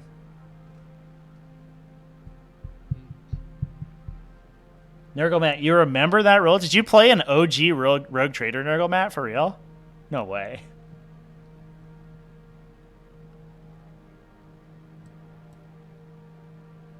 Yeah, it's real old rules. 1987, chat. But like, can you just think about it, right? Like suddenly infantry units behind like small pieces of terrain become difficult to remove, and like you have to start relying on like fast melee units to get rid of them. You can't just like shoot them with a big gun and kill them. Like the game, like I don't know, just the inclusion of that specific rule opens up the game in a kind of huge way.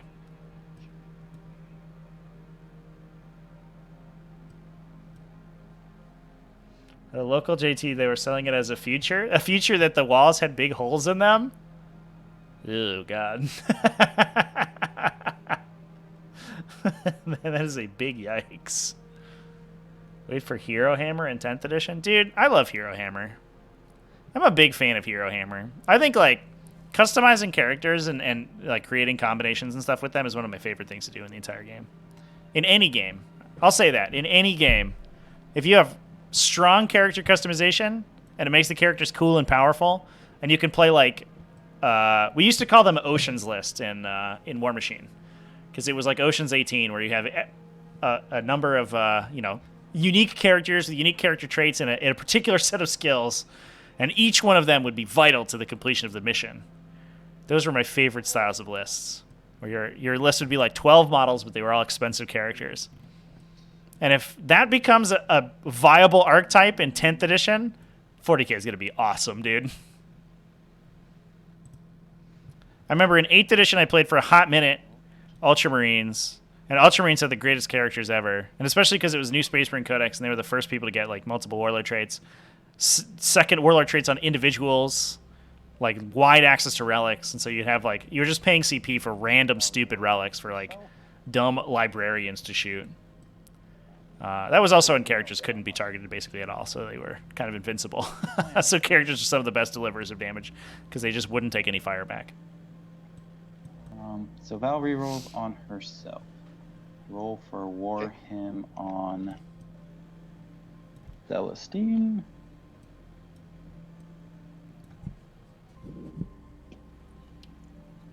Goes off.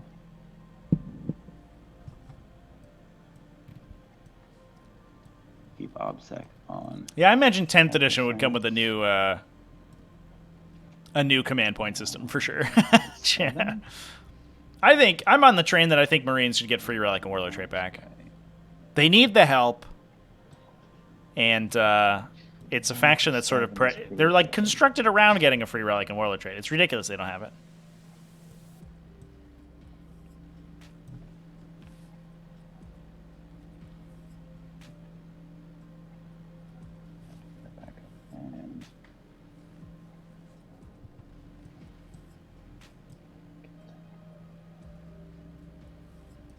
I did forget how much I enjoyed Now playing, starting from 0, but playing the CP regen Tyranid build. Because you end up starting with 0, but spending basically like a full rack of CP over the course of the game. I'd forgotten how much I liked that. Every character from every faction should have free warlord trait and relic. I don't know. Let's just calm down. Every single character. Moving. This will still be screened. Could you imagine? The cognitive load would get a little bit insane. If you're like, all right, I took 6 characters. Every one of them gets free warlord trait and free relic. So I have 12 additional free abilities. Plus I've like probably bought a second ability and like 2 chapter command upgrades. So between my 6 characters, I have 15 additional abilities that aren't on their datasheet. Might be a little bit too much. Every model gets a relic and warlord trait. Let's do it. We're going to kill team this up, chat. You have to name them all. Each one gets their own character sheet, and you tally all of their impressive deeds over the course of their career. And then they unlock additional relic and warlord traits, relics and warlord traits as their career progresses. And now we're just playing... What was that game that used the app back in the day? X-Illis was the game. Your units leveled up as you played games because all of your combat was resulted in an app that could keep track of what their experience. X-Illis. Who remembers that game? This is a blast from the past. So it looks like we're pushing a little bit aggressively over here on Objective 5, only holding it with a single unit of Sisters Repentia, but I think what... Ow, cat. Just claw my leg. I think what we're going to be trying to do maybe is drop a Zephyrim unit down and have the Zephyrim be on the objective after they charge one of these airplanes. The airplanes are going to be basically, or at least the red one is basically going to be required to fly off the table. I don't think there's any direction it goes in where it stays on the table. Yeah, so 1 Zephyrim unit pushing up. We can use the 6s a little bit more judiciously than normal to just sort of retain them and use only a single 6 plus the other 1d6 for the charge, which should be an automatic pass for at least one of these units. Although you can only active faith once per turn, so I think we just raw dog one of the charges and then active faith a reserve unit into melee, it looks like. Before its time. Yeah, it seems, I don't know. It definitely was like before cell phones were super widely used. I think when that game came out, I was maybe still on like a flip phone. When did that game go out of business? And so the fact that you had to like play next to a computer or whatever was a little... as a kid looking at it, I was like, there's no way I'm going to do that.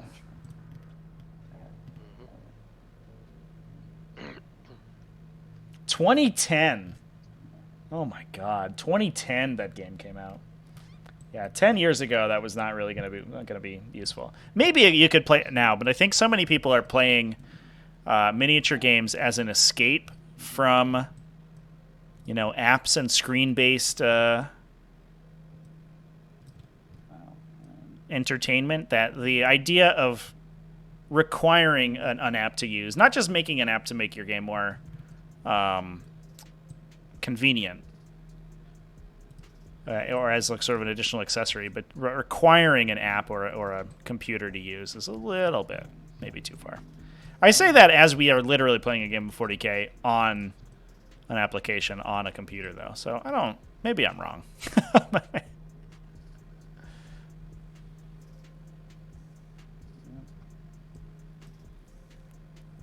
Am I gonna alt tab to the other game? Should I just launch a LFG for Darktide while this game's going on? Rude.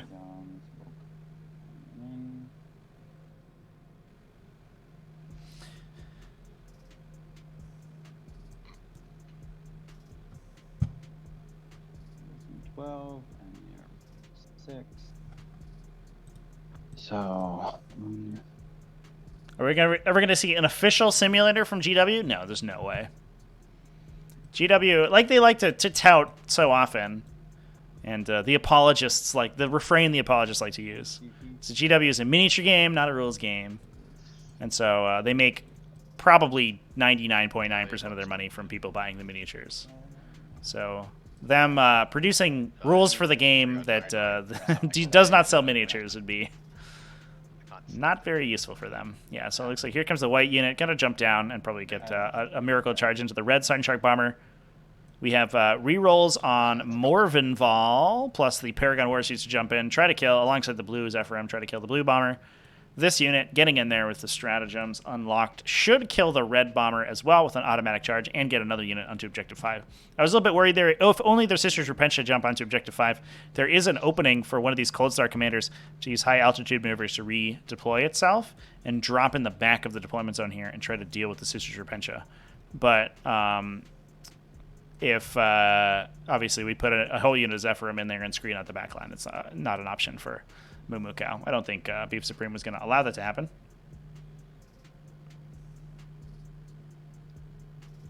So miniature NFTs.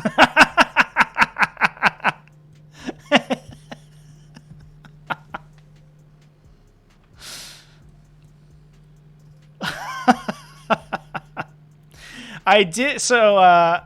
I demoed when I was at Adepticon 2019.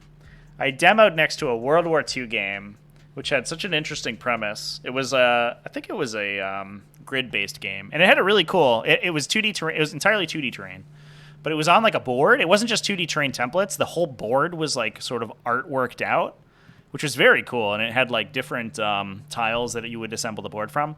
But you got your units in booster packs, and each unit had like a procedurally generated stat card, so that every single one of the soldiers in your platoon was unique from every other unit ever printed ever. Which did mean there was a chase factor to it. And now I don't remember what the name of the game was. But I thought, like, first of all, that's like a predatory and basically non-functional game mechanic. But also, what a cool fucking idea.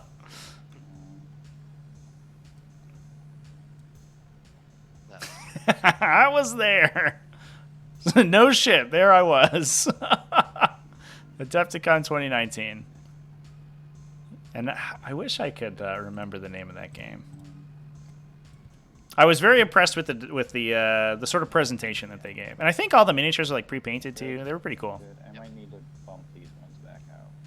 Yeah, there was definitely like there was a chase factor. Like if your guy had like a particular attribute or something, like you would definitely want to get that guy. Or that stat card. They basically, the miniatures were like, they had unique paint jobs, but they were all, Every time I measure, I get they were just hand painted, and then, I think from a stock set, and then the cards were what were different. But really, like in order to be Chase, I think you have to have,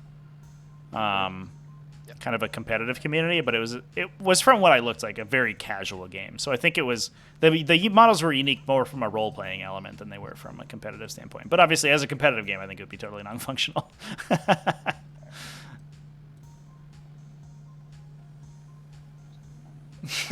Yeah. It would be very realistic if you had to just crush your models in a blender after they get killed. Yeah, shoot them with a real gun if they could shoot with a gun in the game. You know. 4 CP. Okay. Yeah, play for anti-chat. Val reroll. Alright, I'm gonna go Val into Brute Hounds. All right, we are in shooting. Movement phase over. The Zephyrim are down. Paragon Warsuits have come in BeefSupreme's back line. Trying to remove the Crude Hound with Morvenval here. Only a 6-up save on them, so she can sort of safely fire frag missiles with her own rerolls. Strength 4, toughness 3.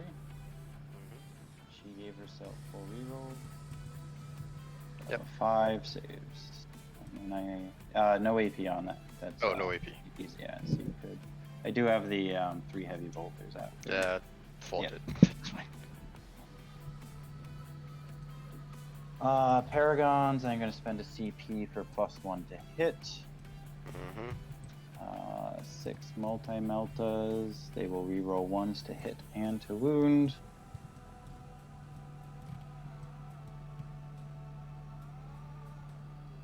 Ooh, good thing they're rerolling 1s to hit there. That was an Reroll 1. unfortunate roll from BeefSupreme. Okay, All well, right. that's a good conversion. So they will hit on 3s because I gave them +1. They will wound on 3s. Do I need to... Don't care about that dense cover in the corner because they are aircraft. If you want to use the miracle dice or whatever, yeah. Yeah, I don't want a miracle. I just reroll. They reroll 1s automatically. 1. You don't get a save with this, Don't correct? get a save. Alright, I'll roll damage. 2, so that'd be 4 damage. Yep. And then... Alright, then the next one goes through. So you're down to 8. Is that a wound? What's the damage? Oh, that's...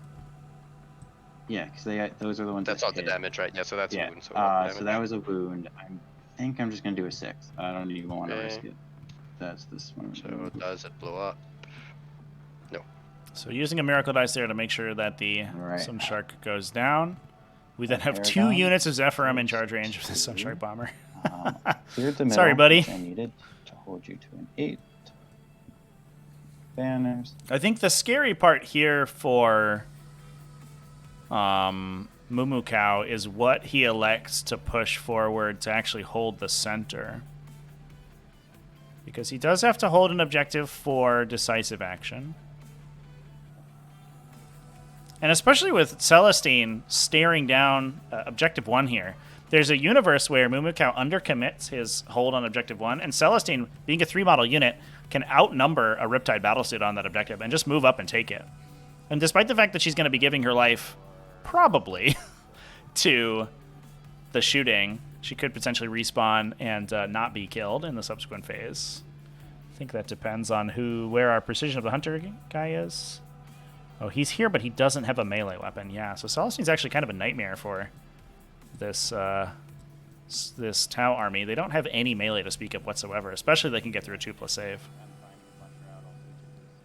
So she can just jump on that objective, steal it from MooMooCow. He can kill her, and then she probably gets another turn of activating before she dies. Yikes! Definitely want a punchy fist guy in there. You want a thermoneutronic projector on your precision commander to get full rerolls on an AP2 D6+6 number of attack, 2 damage attacks. D6 plus 6. Pretty good. Pretty good number of attacks there. Not overcharging, obviously. Only 1. So it looks like Sunshark Bomber is going to be Well, 2 technically. dumping an Overwatch into the Zephyrim. Yeah, the Zephyrim unit didn't put anybody E2. in cover, which was a bit of a mistake. 4 So up. the Sunshark can just 2 die. Burt at him, 4 missile pods. trying as hard as it can to survive before it use the tower gets reroll charged. there. Still nothing. Okay.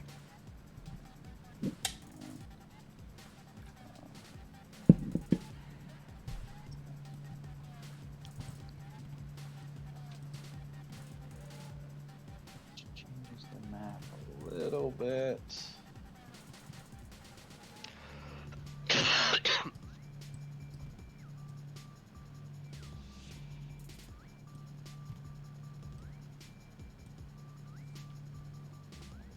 I don't think it's the end of the world here if the Sunshark ends up surviving. Like I said before, it will have to go off the table, but obviously it will get a chance to bomb the Zephyrim before it goes.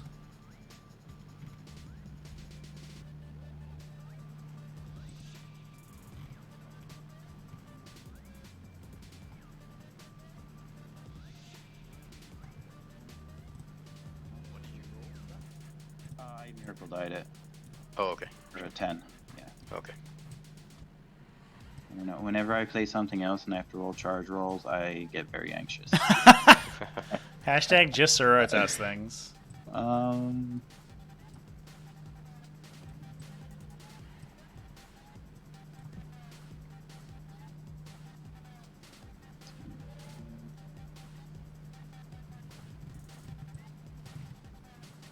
gonna try Red Squad. Mhm. Makes sense. 8 does not do it. They have a banner, pennant. 7 does not do it either. All right, combat time. So 2, 4, 6, 7 at 4 attacks is 28, 29 with the superior. I'd be surprised if you don't kill it. Yeah, I You've should. got all the buffs on this one or on the red one? This one, yeah. This one here. So they will 6s to hit, auto wound, and explode. 3 Phew. and a third Yeah, of them. As bad as I worried. I could re-roll that. 17, a third would be 6, that would be 9.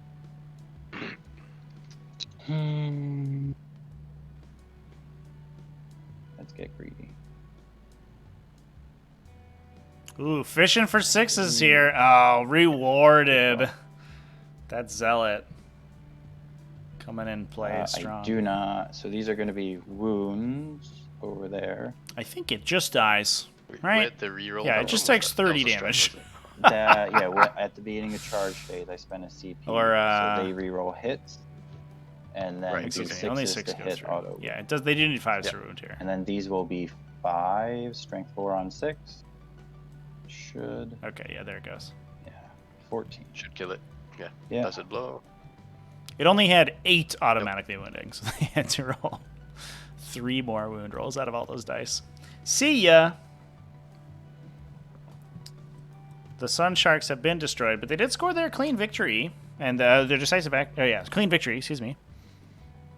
And I think that is going to be a little tough for MooMooCow Room for a commander. to stomach this coming turn. He may be able to if he gets some shots into the did. Zephyrum, clear Yeah, out that's pretty that tight. unit, and score some points there.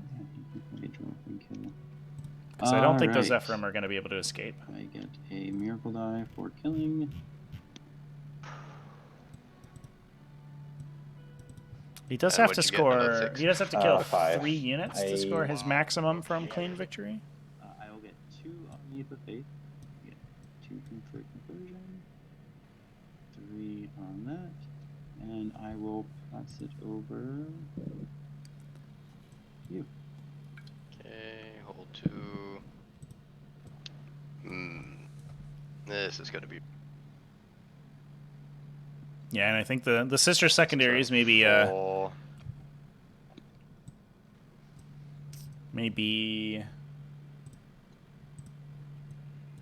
coming into play here, continuing to tick up pretty steadily, whereas MooMooCow is sort of losing steam. The downside of that very defensive game plan that he's adopted. He does have to, like I was saying before, he does have to get something into the center of the table. He doesn't really have anything good to do. The question here is whether or not he can find 3 units to kill. I do think that he has the opportunity to potentially clear out the red Zephyrum. There is a, a little line of sight, cheeky line of sight we can pull there onto that unit.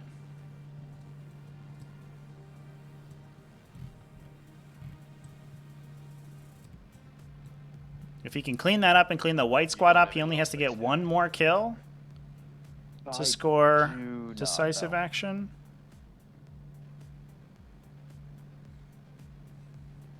But I don't know where he finds that.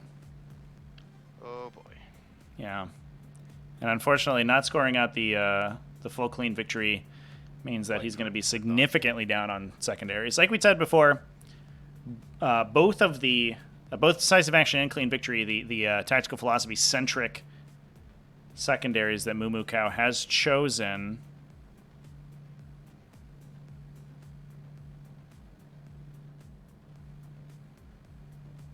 big 6 on the advance from the Kroot. It's pretty exciting. Going to be trying to get a aerospace targeting relay down over there. But both of those max at 12 points, whereas Adeptus Sororitas do not have that luxury. Or do not have that drawback with anything but Leap of Faith. Obviously, their banners is probably going to only score 10 points. But that can be made up for with their lead on primary. Oh, so it looks like we actually detached the drones from the Cold Star Commander. Yeah, that's very smart. I like that play quite a bit.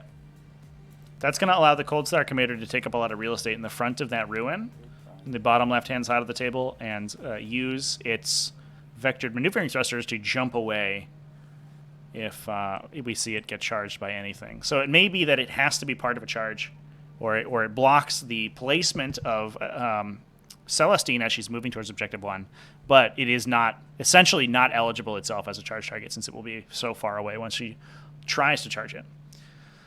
Okay, good stuff. Now we just have to find those kills, chat. Where do we get those keels? How do I reach these keels? There is only 7 Can I Sacrosangs. see the wing of yours? I do wonder if there's a position we can get a Sacrosant here from inside this building. The big a benefit of the Riptides, they are so physically large, a lot of times they can actually get line of sight over top of terrain. Maybe that we have this line of sight, but that looks a little bit funky. I think they may be hidden.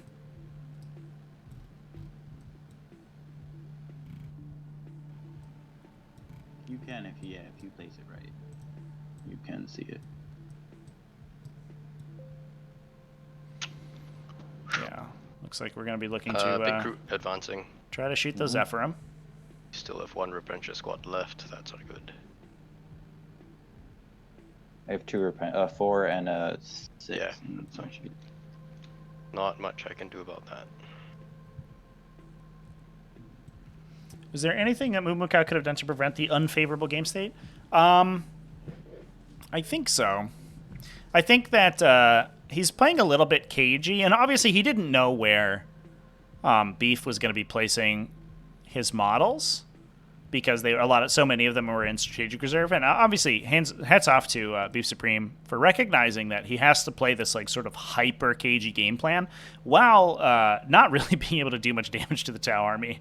And so just putting most of his army in reserve, I think that's not a lot. That's not a play that a lot of players would have made since it cost him all of his CP.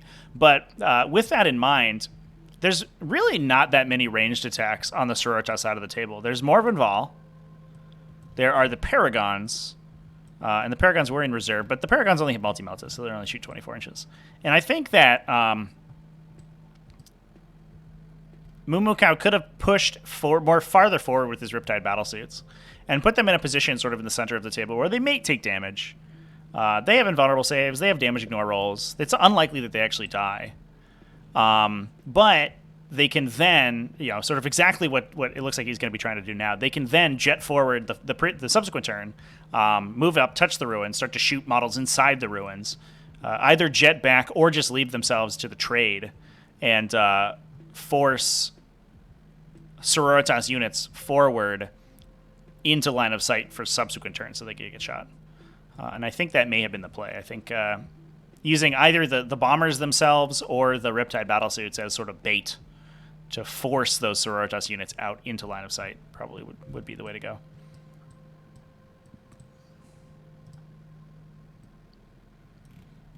As a Tau player, I have to imagine because you're trying to get your secondaries to trigger on Kauyon turns, you losing units early or before they get to operate on that Kauyon turn when they start to get exploding attacks has to be sort of so anathematic to your your game plan that I can't imagine that MooMooCow would want to do that.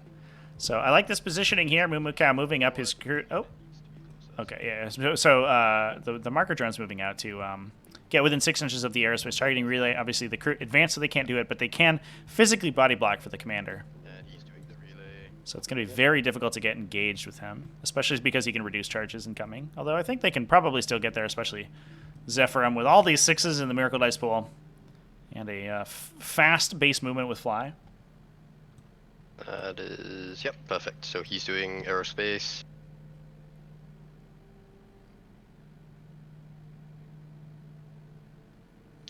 This guy can't see anything.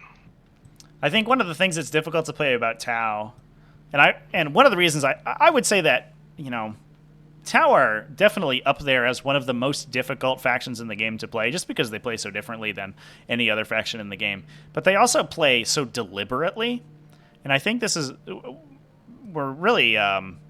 games sort of showcasing that, where you have to essentially plan out every move that your units are going to be making probably 2 turns before you have to execute. You have to put all your models in the position where you can put them in places to contest objectives, to move to terrain, to perform your actions, because you oftentimes don't have the luxury of advancing or charging with those Tau units, because they need to be doing damage in melee. They can't move too far forward to your opponent's army because you'll die, and you basically can't charge because your melee sucks.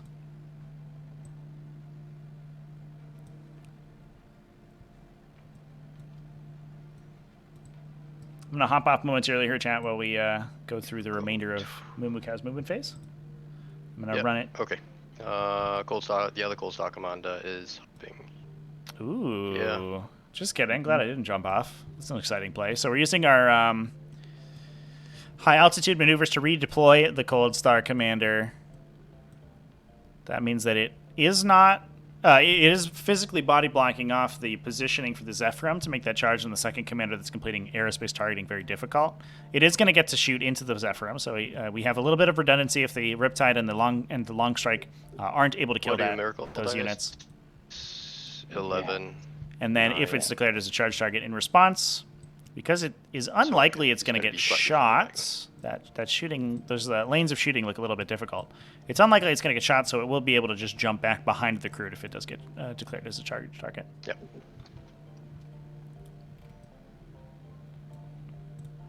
Okay.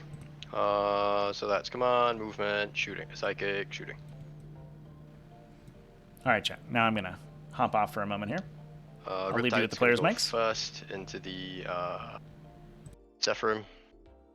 Do you just want me to take them off, or you want to roll everything? It's your call. I can take. You have so much lined up, and I don't think you have any other shots with them. No. It won't matter That's how much everything. it takes. Yeah. Yep. Charge phase, I guess. Jump, shoot, jump on the White Riptide. 11.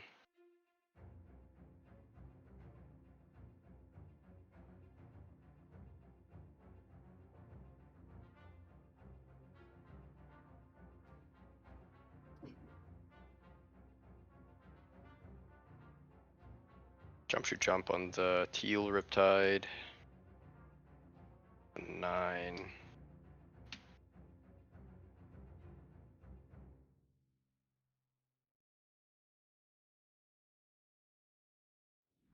And he doesn't need to jump, shoot, jump, I think. Yep, that's... Well, you could advance 6. No, you're not getting there. It's 18.5.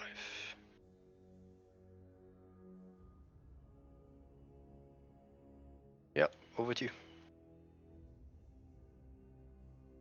Nothing much I can do about that. And 1 for a clean victory. You get 2 on banner. 2 for conversion, yeah. I get a miracle die.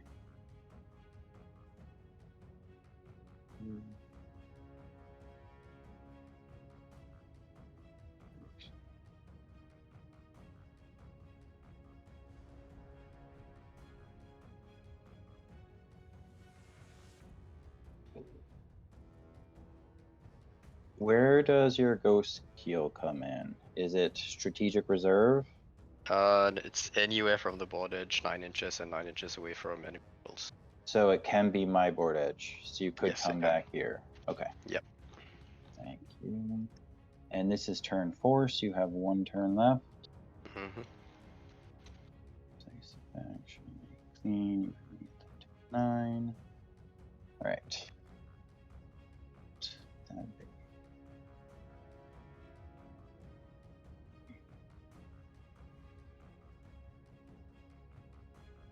Is it Morven time?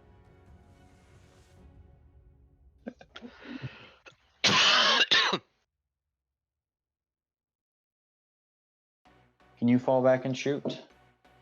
Yes, with a -1 hit penalty because of Kalyan. Okay. And you can move 16 with this one, or 14? Oof, huh? Sorry? The blue 16. Cold Star goes 16. Ouch. That hurts my everything.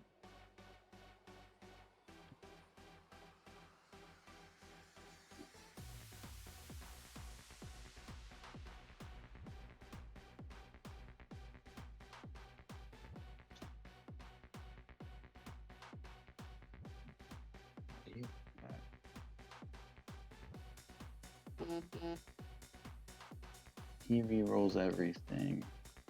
Mm-hmm. It won't really matter. 18. Assault 2. Assault 1. Assault 1. Assault 6. So my Zeph should be good in cover.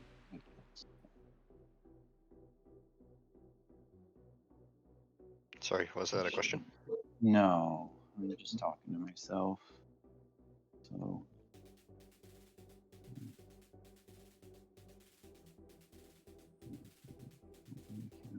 Killing me and just alive-ish. So I could do that, do that,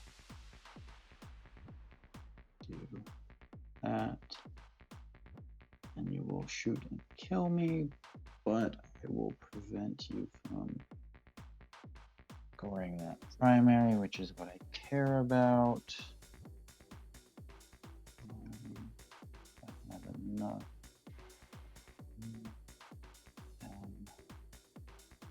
There.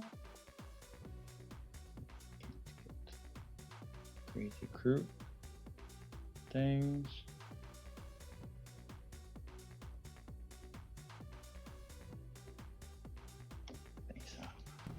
Chat, I have returned. I hope you haven't missed me too much. Looks like we have pushed a Riptide battlesuit directly forward in the middle of the table. This is the kind of play I was talking about, chat. Where I think that MooMooCow needed to push really far forward and grab himself that table space, force the Sororitas to come out of their hidey hole. Truand loves the low kill count games. 100%, dude. Yeah, I like these types of games. Notably because they're very tactical, right? Like, every individual model movement matters a ton. The decisions of when you expose your units versus keeping them safe is really interesting. Riptide's not great in combat. So it looks like we're considering the push out here, but it doesn't look like MooMooCow did end up scoring his maximum for clean victory. I wonder if maybe kicking himself for deploying the marker drones out. Could have just jumped them with the cold star, but although that would have made the redeploy or the responsive movement a little bit awkward. The charge reaction for his vector maneuvering thruster is a little bit weird. All right, well, MooMooCow making the push here. Going to try to do a ton of damage, and if BeefSupreme does not respond in kind, he's looking down the barrel of 2 Riptides and 2 Cold Star Commanders shooting into his few dwindling units on Objective 5. And I think those 4 units by themselves would probably rinse everything in the objective down pretty easily. Have I ever reread a rule that I knew well, discovered I had it wrong, for some reason thought strategic reserve units had to be on the board before the start of the 5th turn? Importantly, 3rd turn, chat. Yeah. You die if you hit the round 3 cutoff, the wall. You impact. The game has moved too fast for you. You're dead. I do that all the time, chat. For sure. I think one I hit recently that I've certainly misplayed on stream, and I apologize to all my opponents who I've done this to. I definitely would have used this stratagem regardless, but certainly maybe has changed some players' decision making. But playing the Chaos Demons Codex, Impossible Elegance is used at the start of the fight phase, not when you're selected as the target of an attack. Bizarre timing for a reactive hit penalty stratagem, but it is what it is. So it looks like we are going to try to screen out the backline here for BeefSupreme. Doesn't want to allow a Cold Star Commander to use a redeploy to jump in the back and get an easy access to his units in the back of that ruin.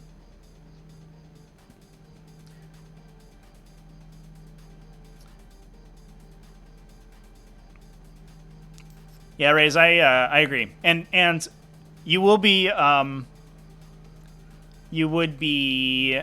surprised to learn though, chat, that I don't want to call it local, But the nearest tournament circuit to me actually plays dense cover as rules is written. I think it's the New England tournament circuit. Yeah, NETC has a bit in their FAQ where they talk about dense cover being played, where if you are within dense cover, all other terrain becomes dense cover to you. And they stick by that one. They do have a lot of their other house rules, but they stick by that one. But that is a weird one for sure, because it's definitely written that way, and it is only an implication that it's supposed to be played otherwise. But I think it becomes too complicated otherwise, and it doesn't really add anything positive to the game to play it that way. But yeah, there is at least one series of tournaments that does play it that way for sure.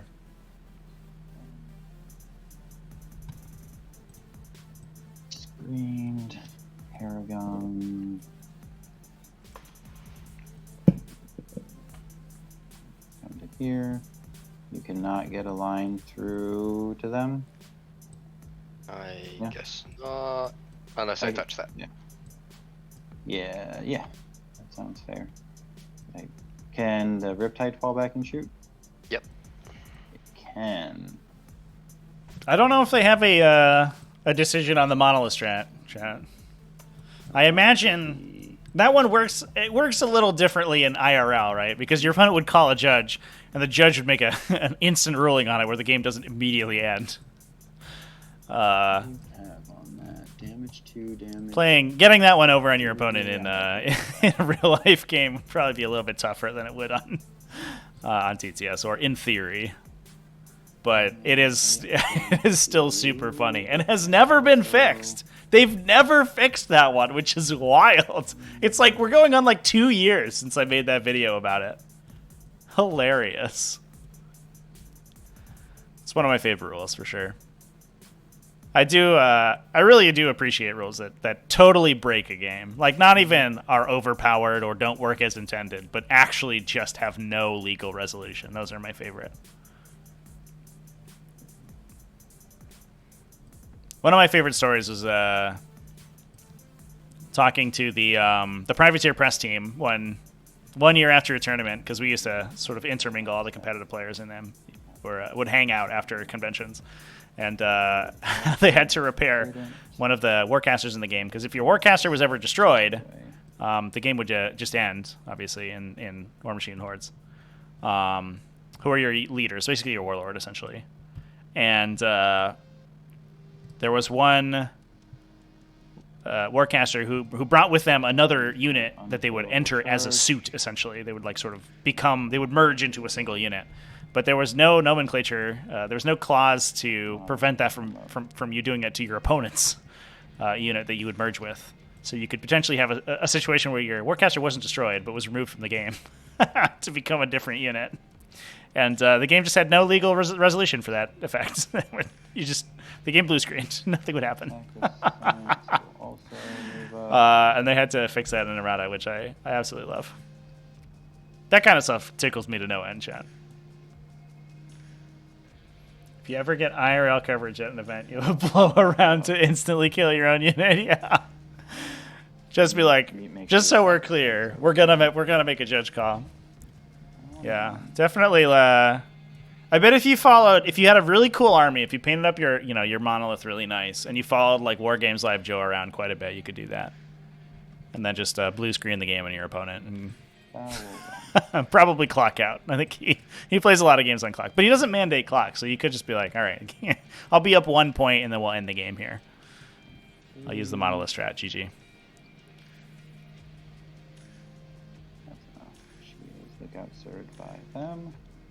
Good old Legion. Good old Bethane and Belphegor was the unit. Yeah, you can't fit any of those big bases. Screen here. Imagine being your opponent in that situation, too.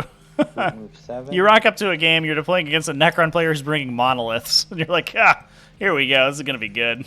Or is not bringing monoliths, right? Specifically not bringing monoliths. Are those 32 mil bases? And, you fit in weird spaces with them.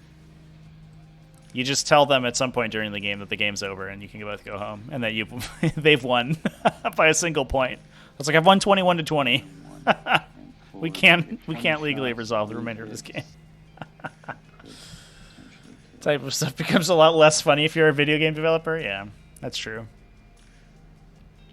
A little bit more difficult to fix. But I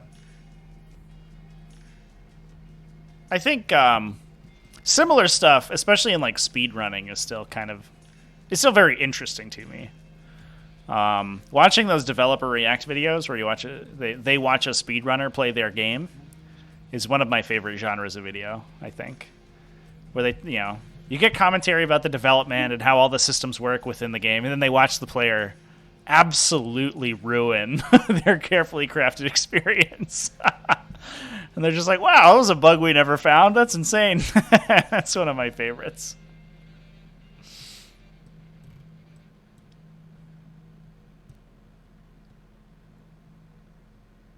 I'm glad we're on the same page, chat, for sure.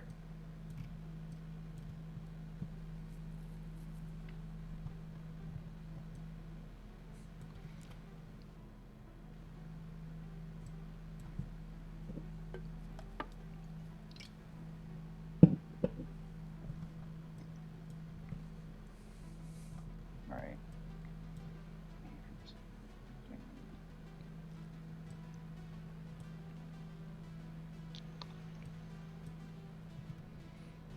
Oh yeah, daily crossword? Yeah. You gotta get on that. Those videos are solid gold. Alright, Zephyrim pushing forward. Now I do think dangerously MooMooCow has left only Kroot on objective 2, and he's pushed those Kroot pretty far forward. Zephyrim did not start in range of the Dogmata, so they're not objective secured. So they do have to kill the Kroot, but we can Miracle Charge into the Kroot unit, and that should steal the objective. I think MooMooCow making a little bit of a misposition on objective 2 now. Opening himself up to have the objective taken by the Zephyrim. If the Kroot had stayed in the back, I think they were well out of threat range to be engaged. But because he pushed them forward, because he needs them for decisive action on round 5, This one only moves 14. he can only split so many drones off his big units. Yep, purple goes up was 14. That I think he may have just given up his objective number 2. Shoot. So purple Repentia will. Found a run where they had mods turned on in Outlast that let you view the player's hitbox. They explained all the tricks of the visual aid. Oh yeah, that is cool. Yeah. Speedrunning videos where they dive very deeply into the core mechanics of a game are so cool. It really, I don't know, it gives you kind of a very satisfying look into sort of the bones of game design. Hopefully I did And how some designs can be manipulated in interesting ways. I think one of the most interesting ones I saw was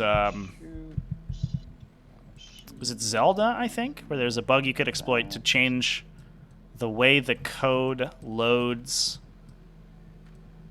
levels so that it loads like a level that doesn't exist, basically, and allows you to progress the game without actually like playing through the correct beginning of charge sequence, which I think is Dogmata like really interesting. For Chaplet to give But I should stop talking before I forget what I'm talking about. Before I start talking about my butt about topics I know less about. Let's talk about 40k, chat. So it looks like we're using the Dogmata to do mortal wounds to the marker drone. Oh, excuse me, we're charging the marker drone. Get wrecked, marker drones. So she'll be closest to Riptide. Actually, I don't think it matters because you can just fall back with no penalty. -1 hit. -1, yeah, we'll do that then. We'll be closest to you. They'll. And then Zephyrim are going to go into the Kroot. Do you want to Overwatch? Just the white Kroot? Just the white Kroot.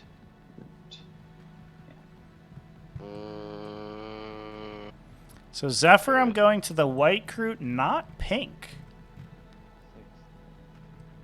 So interestingly, I think MooMooCow has preserved his objective. We did have an 11-inch charge in the chamber here. Maybe BeefSupreme not seeing this move to kill the crude on objective 2 and cut MooMooCow down to a maximum 24-point primary before tertiaries kick in. Yeah, that would cut him to a 34 on primary, whereas BeefSupreme is angling easily to get a 42. 1, 2, 3, 4, 5, 6, 7, Interesting. 9 times 4 is... I think maybe he's valuing the ability to engage all of these units a little bit more highly. That prevents the Cold Star commanders from completing their aerospace targeting. Yeah, this should be some dead crew right here. See ya. There you are. Okay. Exploding Sixes. It's such a crazy faction ability, chat. It's not even a sub-faction ability. It's a faction ability. Look at that. With the Zealot from the stratagem, the number of additional hits that they generate is wild. But here we are.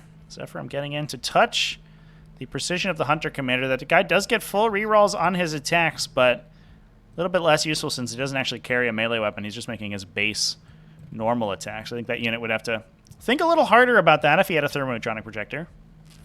But MooMooCow valuing the Nova Surge Plasma higher than that. Celestine into the drones. I'm going to do the Gemini first. Yeah. Yeah, I don't think the 2 marker drones are going to survive Celestine and the Gemini Superior. Consolidate. Seems unlikely. Something tells me might not be able Even to. if you to kill do it. the superior, will tie. He doesn't count for like multiple models, right? No, he doesn't. So you can attack back with what I consolidated Okay, into. full attacks from the commander, hitting on 3s, rerolling. All hit, wounding on 3s, rerolling. That many AP dash, so just on your 3 up. Alright.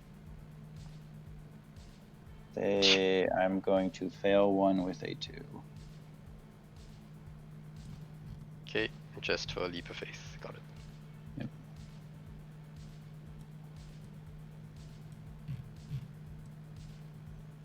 Okay, Riptide into you, full profile, okay.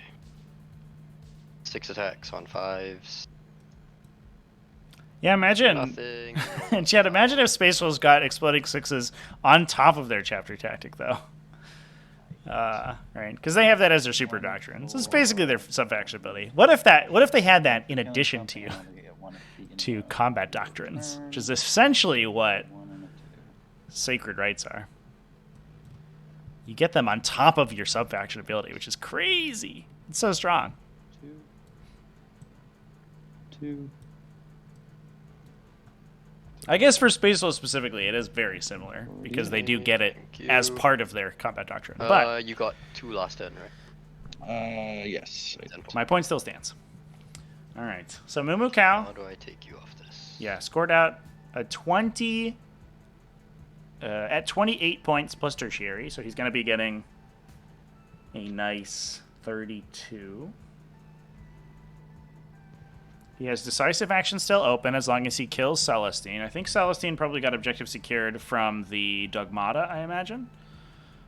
So she is. So we do have to kill her, which is going to be difficult for MooMooCow because he only operates in the shooting phase, and I think that might be what kills him here. Having a unit that he effectively can't shoot to death is pretty brutal.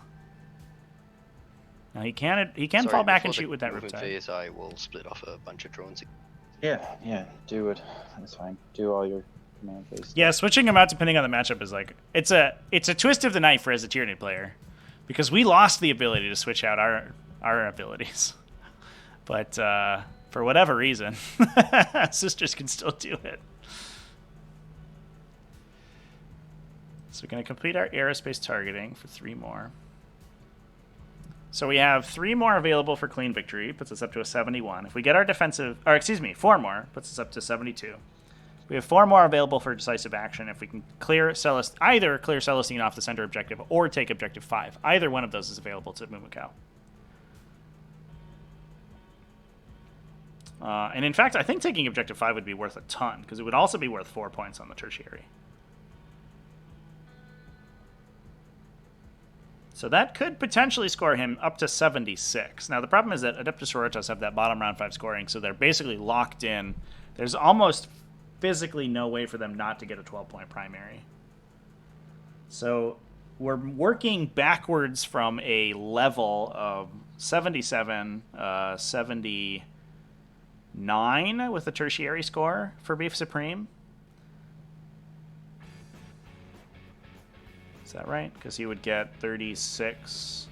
No, 78, because he would cap at 45 primary. Plus, he could score another, potentially, 7 on Leap of Faith if he uses everything correctly, I think. So up to 12. So he'd get 12, 15 for Defend the Shrine, and 10 for Raise the Banner Side. So that is 37. So he's basically looking, we're looking at essentially a 92 for BeefSupreme without having to do anything. And I'm not sure MooMooCow has it in the gas in the chamber to score that many points. But we'll see how many points he's able to score here. Guard still gets 6s to hit, auto wound, and count as 6s to wound in the new book, but poor LOV lost it. Yeah, and to be fair, though, that is only a sub-faction ability, right? They do switch that out to get a sub-faction ability. LOV get it on Judgment tokens on every faction. The only thing is the character ability. Nothing else. Okay, sorry. Riptide's Jump Troop Jumping. 5 up, Feel No Pain. 5 up, Feel No Pain, I think, because Jump Shoot Jump does nothing. No, sorry, exploding, not exploding, extra shots on his weapon.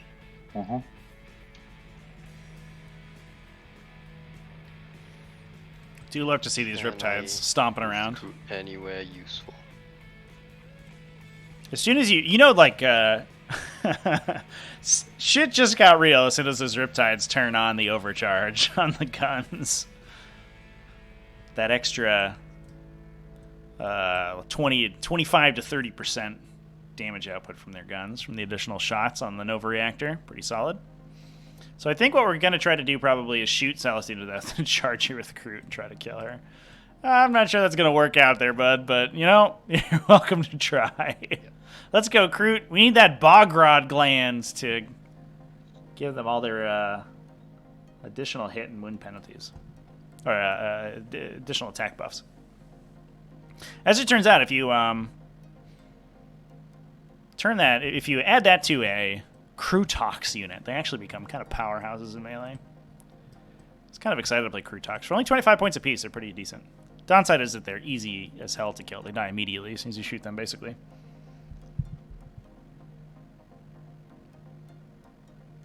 Yeah, I think the hope here is that the Kroot kills Celestine when she resurrects, but given that she resurrects at full wounds, right? I think we're pushing 20 attacks into a 6 wound unit with a 2+ save. Even if we convert 100% of them, it's unlikely she dies. It's wildly unlikely that she dies. The Kroot will be objective secured, so they can steal the objective. So we are going to be probably scoring decisive action, but I don't think we're going to kill her. We then have to hope that she doesn't kill the entire Kroot unit, which, to be fair, with the miracle dice that we have in the chamber here, we can be miracle dicing 6s to wound, which convert into mortal wounds and basically double her damage output against 1 wound infantry. Celestine does actually have the opportunity to kill an entire Kroot unit. Yeah. Also, I get shots on Celestine. I think that will be my movement. Yeah, maybe Celestine will just die, chat. Shooting. Stranger things have happened for sure. Definitely always plan on your opponent's what Celestine dying. that's OBSEC here right now? That's perfect. Just these red battle sisters are OBSEC. Are either of the commanders OBSEC? No, they're not. Yeah, so it looks like I imagine one of these commanders is going to try to models shoot the Battle Sisters' death. The other one If I'm probably, assuming I killed the Battle Sisters. So open 2, itself 4, up to 6, get on if the battle sister. Or Repentia, 2 characters. The And objective. I tried to look out so you can't hit the character. No, Yeah, so I think what's going to happen probably is that the Cold Star Commander with the drones will use Strike and Fade. So fire into the Battle Sisters and try to kill them. If it kills them, it can put use the Strike and Fade to go put 3 models onto the objective. Into the Oh, maybe not. Just kidding. Yep. Okay. Are we gonna charge and try to kill the missionary do the big bus cannon first, hitting on 3s. with a gun or with a punch? Rolling. We're gonna punch that guy.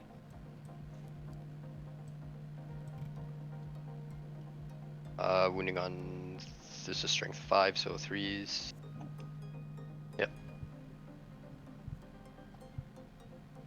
Sorry, I should have rerolled those 2 as well.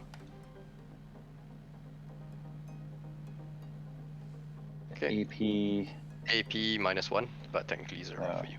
So 3 ups. Anxious.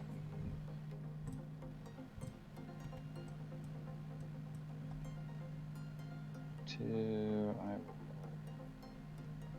it is. The discovery of Tau Melee. Okay. Tau Melee's fine, chap. That precision of the Hunter Commander, that guy's a beast. The 6 shots from the other one. Mm-hmm. Rerolling. Also, Farsight, that guy's And pretty then good at 3s fighting. again, rerolling. Oh, all wound. Aunva, no, not Aunva. Aunshi. Aunxi's pretty good. Roll it. Yeah, that's fine. 1 can die. Good. So I would have 1 left. Good. Do you have any more shots to go into them? Riptide, because I'm technically touching that. Yeah, I'm gonna kill these 2. I'm gonna use a 5 to save 1. And if you have to waste Riptide shots, if it can see, that's fine with me. Yeah. Well, the intent was I could see, so if you don't mind, I'll Yeah. shoot Yeah, both sides. that is fine. If you had the movement. Yep. Yeah, I do think that they took You it out at have the no time. more. You can't miracle dice this. Very nice. Very cordial game between these 2 players. I do have a strat where I can spend a CP and spend 2 CP to up a save. Right. Yeah. And what dice do you have left? So yeah, the dice don't matter for that. Like, Oh, You just discard so if I roll a 3 and I discard any 2, it would turn into a 5. and you have a 6 up invul, right? Yeah, I have a 6 up as well.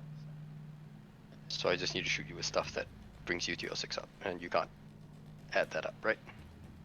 If I rolled a 4, I could bring it up to a 6 with that. I see. Okay. Yeah.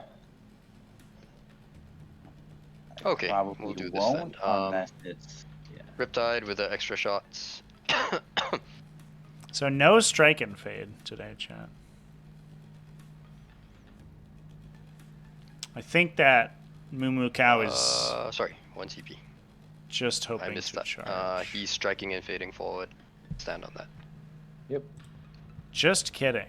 1 strike and fade. you didn't do the shots into the retention. Oh yeah, I haven't finished. Yeah, sorry. Yeah, I think. Completely forgot. All right, well, 2 we've just shots moved from the Repentia. way far forward. Missile pod shots. Yep. Both hit. That's 2 wounds on your involved, 2 damage each. Fix up. And Rolling well. 1 dies. Okay, plasma rifle shot. It's wounds on a 2, ignores involves 3 damage, or just you're feeling pain. Yeah. Good. Good old Nova Surge getting some work done.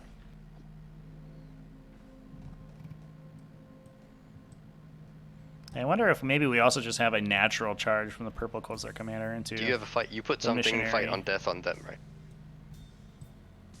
They have full rerolls. If you shoot and kill them for 1, if you target them, I can spend 1 CP.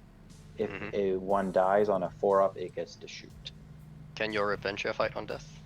My Repentia can fight on death in combat, yes, for 2 CP.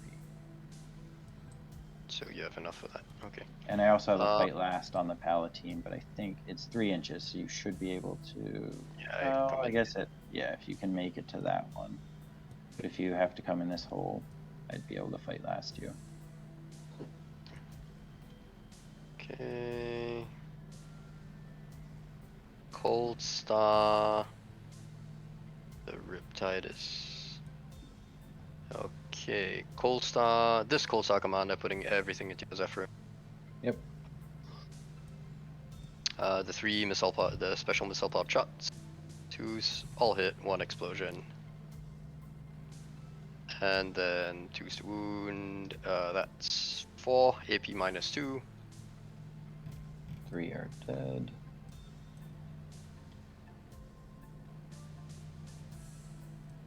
Okay, the high output burst. I'll just do the small burst cannon first anyway. 6 shots, 2s, all wound, AP dash. So on your 3. Technically, there were explosions, but yeah, missed that. We can look it up if you want. but I Yeah, think there we were hit 2 4s, 1 5, 1 6. So I'll just roll those on Yep. 3s.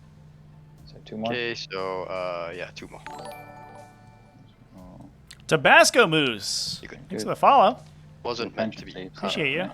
Yep, and then the plasma rifle hits, wounds. Dead. So clearing out the Zephyrim here Okay. to get that clean victory.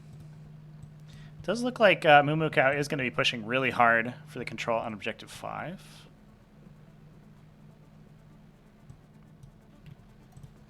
That is going to grab him a nice brace of points for his tertiary. He would score a total of 6 for holding objective in no man's land and Big guns. the objective in his opponent's deployment. And I imagine that the Sororitas would be able to clear out the commanders to steal that objective back so they don't end up losing any points on it. But that is certainly going to help MooMooCow's loss of that primary on objective 3, on battle round 3, excuse me. Exploding. Nope. Yeah, real yeah, tough I guess one I'll for sure. reroll one of those for Tau. I think Still MooMooCow don't may know. be kicking himself if the Great game stuff. comes down to being as The close big as gun that shots, battle big round 3 shots. mess up. He's going to be in a tough spot. Hitting Celestine on 3s because she flies. I am overcharging, but this didn't really matter. And then wounding on 2s. Does the 6 explode or no? No, it's not because you're not. I had hoped to kill you off. And Yeah. then, yeah. I'm guessing 4 up invols on that. Yeah. How much damage? 3 damage each. 3. So the Gemini are 4 technically, sorry, because it's AP -3 damage. Yeah. Okay. Okay.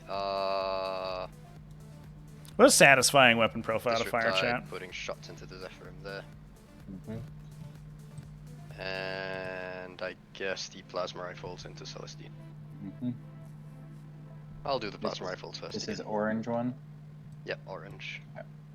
So 1 hit. we do have some shots at And Celestine. that's an explosion. Sorry. There's 1 more hit. Have the potential to fire yeah, the 2 rail on your cannon, ball. either at Celestine or we could actually. You did. I guess we probably can't get Morven Ball, unfortunately. No. This was. Oh yeah, plasma rifle. Celestine. Was it Yeah, that? no. was This that was, one? yeah, the plasma rifles. That Okay. was the Zephyr. Yeah. Yeah. Okay, then the 6 shots into the Celestine. Was it? Yeah. And then these explode You have. I don't think you used the reroll, did you? for the. Did you? Maybe don't know. yeah. It probably won't matter. Yeah. So that's She's another dead either explosion. way. And then 2 to wound. Yep, 3 damage each. She's gonna live. She is not gonna live. Flip her over. Yep. Okay, shot. Now, finally, this burst tide, putting everything into Mhm. that battle tester. And just take her off. yeah. She's not gonna live. So, in the shooting phase, do you want to roll to see if Celestine comes back? I do. Would you like to roll? Celestine. I'll give you the option not to. There she Back comes. Flips right over. Steals that objective back away from the Riptide. But now we have the Scroot to come in. And hope she doesn't accidentally murder them.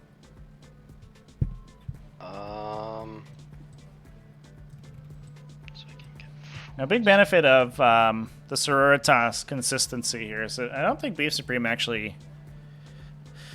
Assuming MooMooCow doesn't clock him this turn, which it doesn't look like is going to happen. It looks to me like BeefSupreme is actually needs to roll into dice in his coming turn. His Defend the Shrine is going to tick over automatically. He can lose a point on Raise the Banners. Was your orange Riptide jumping again? Yep, he was, but it's a question. It's in the charge phase, so I can Oh, okay. work that out. And your ghost skill, he did. I don't know if that. Oh yeah, sorry. I don't think it changes anything. Yeah, I but wouldn't change anything. I'm just gonna. He's just gonna turn up again, and he had nothing to shoot at anyway. So. Poor Ghost Kill. Yeah. I was excited to It see that guy was do just some good work, insurance but for them. not today. Yeah. The screening really made that hard. Good screening. Benefit of an MSU army like Hey, Sisters. charges purple into your Repentia and your Missionary, I think. Mm-hmm. Although your Missionary is pretty good in close combat. He is not. He's got a chainsaw. 3 attack, yeah. I mean, it kills drones pretty easily. So no, you can heroic intervene anyway. Yeah. But I do want to stay out. Yeah. Okay. So I am just gonna go into the Repentia. Oof. Have to charge Do you a have like Hammer of Wrath or anything on Repentia them? unit. No. You could, It's a 6. Does that get me in? Oh, Whoops. okay. Shit. that's all, Yep. That's a little scary, chat. Repentia do have what it takes to clip out a commander with Fine, their I know what fight you're on gonna death. do. It doesn't have to be exact. They're gonna swing around.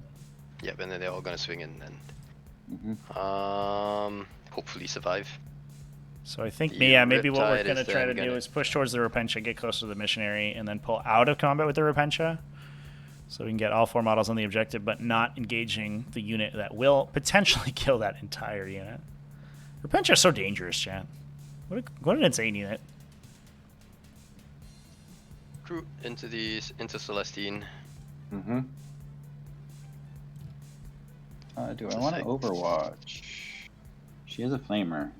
Mhm. I think I would over 4.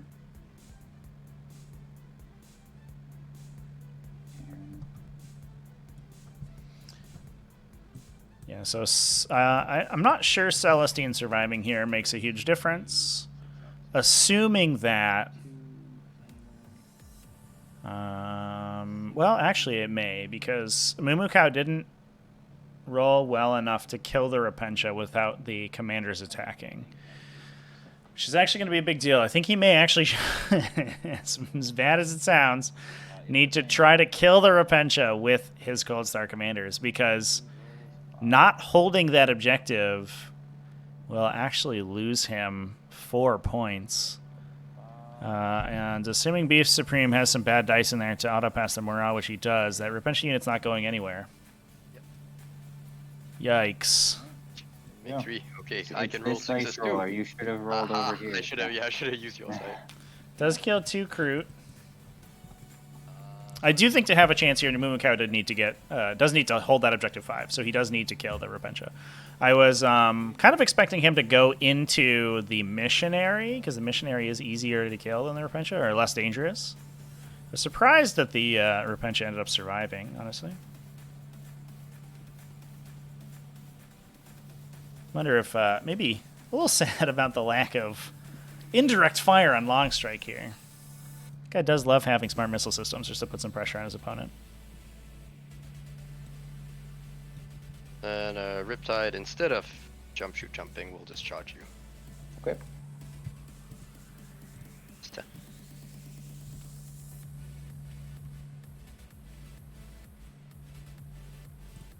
Okay.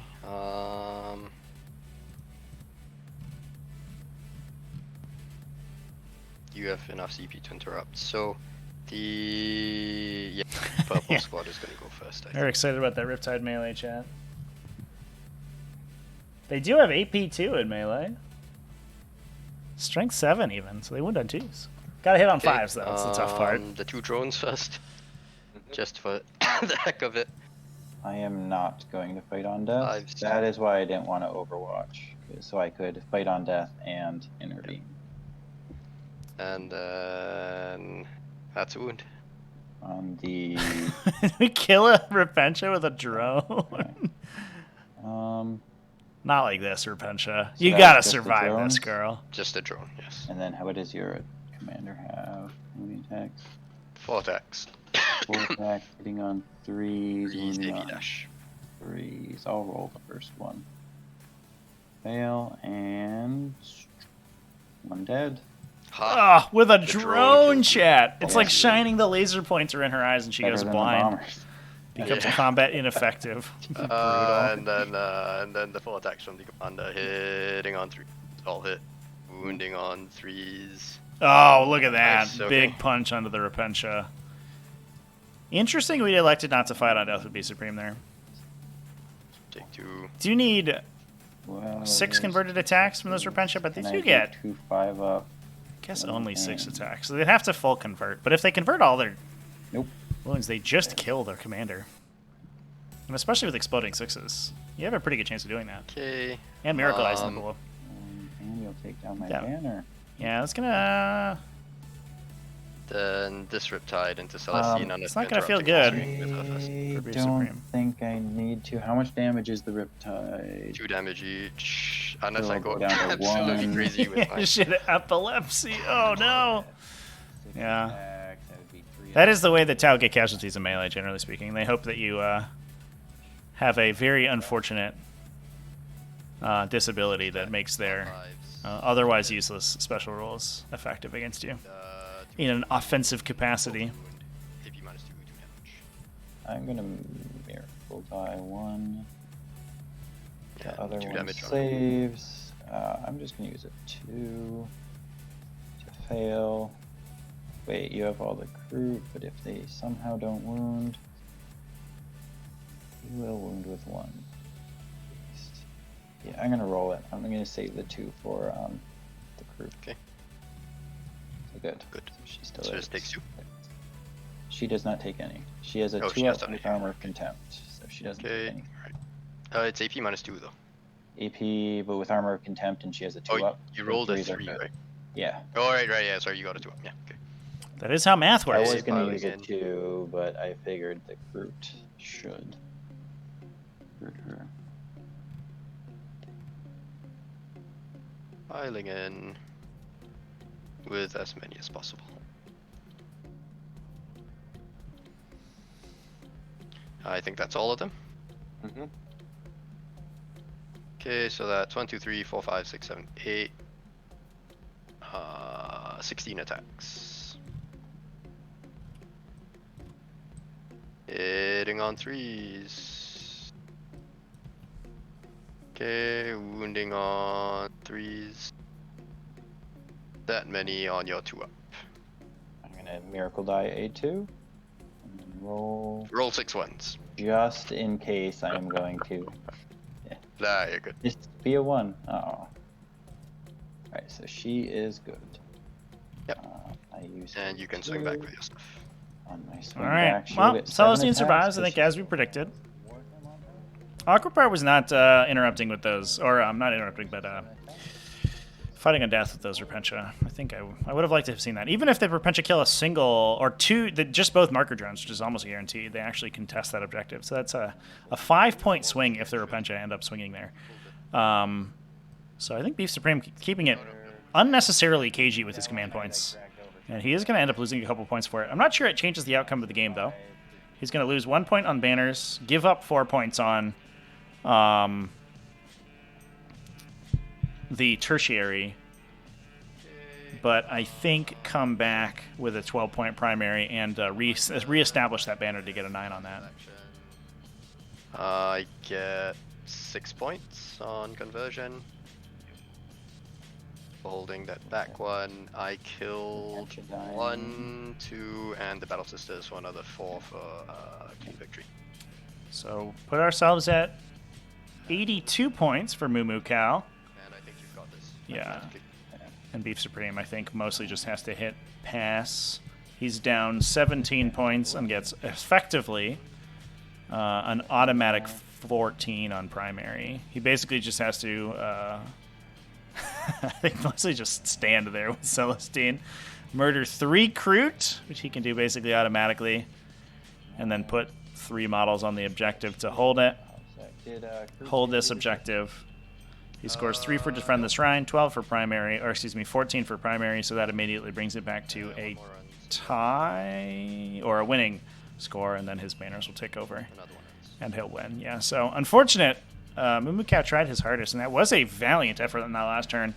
But I do think if he had been at 86 points, not giving up that battle round 3 miss there, he could potentially have grabbed, gotten pretty close to victory, up to an 86 pointer. Another banner here.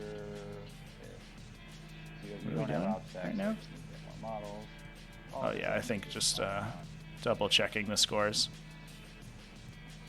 Do you want me to play this out, or you want to talk? Yeah, about? we can talk it out. I think mathematically you've got Yeah, this. So I'll you're get getting Zeph. 12 this turn, I think.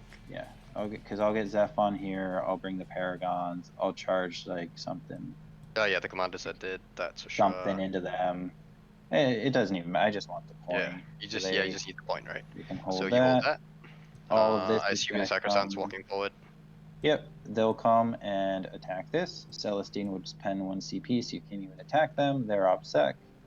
Repentia will come and kill that, so that you don't have OBSEC on it, so I hold the middle.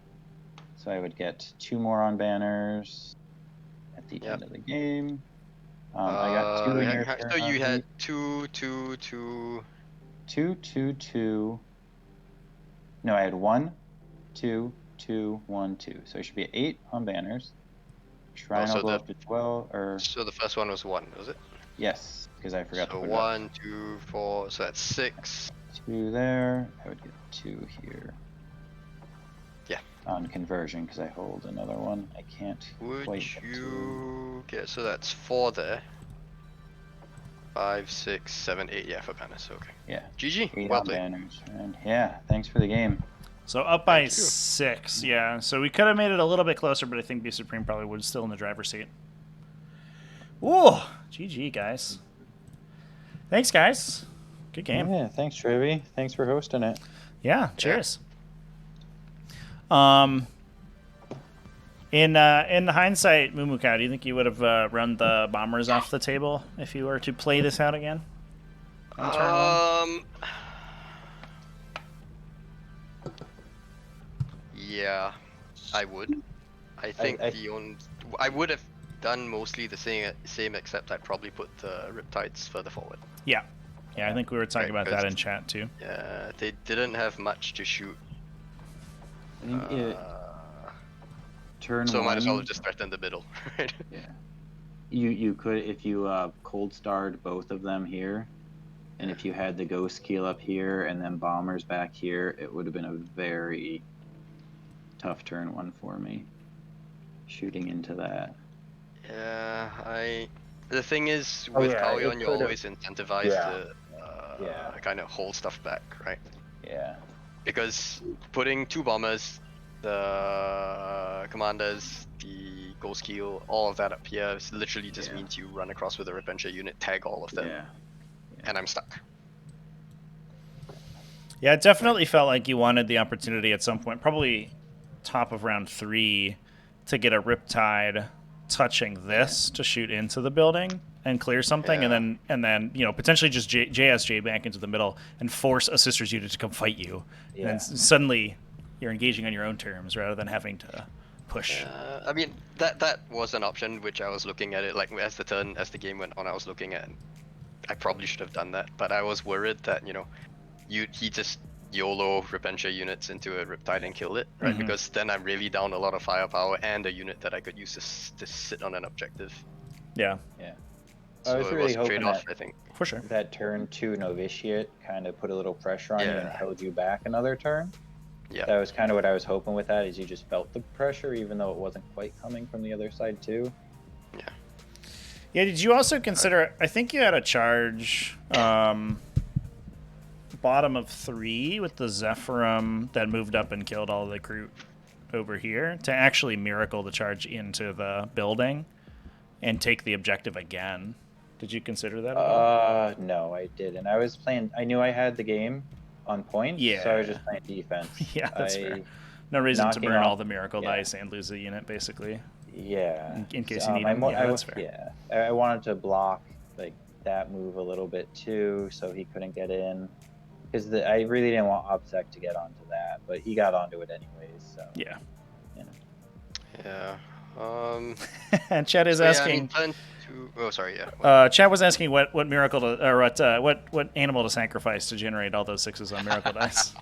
My kid pulled a fire alarm in a crowded gym. Like right before we played, so. Oh, so he had karma like floating. Oh. I thought I was gonna roll terrible for this because of that, but apparently we need to do Lady this Luck for was every game. distracted, doing something else, just dealing with a fire alarm. Oh man, you can't even be mad at a 3-year-old. Like, oh jeez. That's funny. Yeah. Yeah. All right. Well, thanks, guys. I'll go ahead and Yeah. put your Well played. results in, so you should be all set. And Thank you. yeah, BeefSupreme, congratulations taking it down. Thanks to Yeah. both of you for playing, and I'm sure I'll see Yeah. you two on the finals table sometime in the not too distant future. Yep. All right. See you guys. Take Thanks care. again. Bye. Yep, Cheers. GG. Well played. Yeah, have a good Bye. one. All right, chat. Whoa! The Thursday Streamapalooza has concluded. Congratulations to BeefSupreme for taking down T5S2 Season 6 Pod 20. 88 to 82 points. Good stuff. I am falling asleep here, chat, but thanks everyone for hanging out with me. So I'm going to go ahead and wrap things up, do a little raid, and then take a nap. Join me tomorrow. We're going to be doing basically the same thing. I don't have any games scheduled, but here's what I'm going to do, chat. I'm going to get up. I'm going to do some work. I'm going to go live. I'm going to play some Warhammer 40,000 Darktide, and I'm going to live stream it. And then what I'm going to do is LFG for 40k games, and between our games of Darktide, we're going to play some 40k. And I'm going to try to lock myself into a list that I actually enjoy playing for my RTT this weekend. I'll probably, if the RTT goes well and I find a fun list, I'll talk about it on Tactical Tuesday, so that'll be fun. But I basically plan to be live from, I'll say probably noontime US Eastern, all day for at least a couple hours, playing Darktide and Warhammer 40k. So come hang out with me then. Should be good. I might have a video up tomorrow too. It sort of depends on how much work I get done. We'll see. Friday videos don't tend to do well, so I'm not that excited about it, but we'll see. If I do, it will be the fortification video because that is recorded and I'm editing it right now. Otherwise, we'll go raiding here, chat. Who is live? Miniac is live. Frontline Gaming is live with 5 viewers. Frontline Gaming, what are you doing, buddy? I think we'll go hang out with Miniac. Let's go. Miniac's cool. All right. Well, thanks for hanging out with me, everyone. I am going to bid y'all adieu. Good night. And I will see you tomorrow. Or more accurately, you will see me. But until tomorrow it is. Goodbye.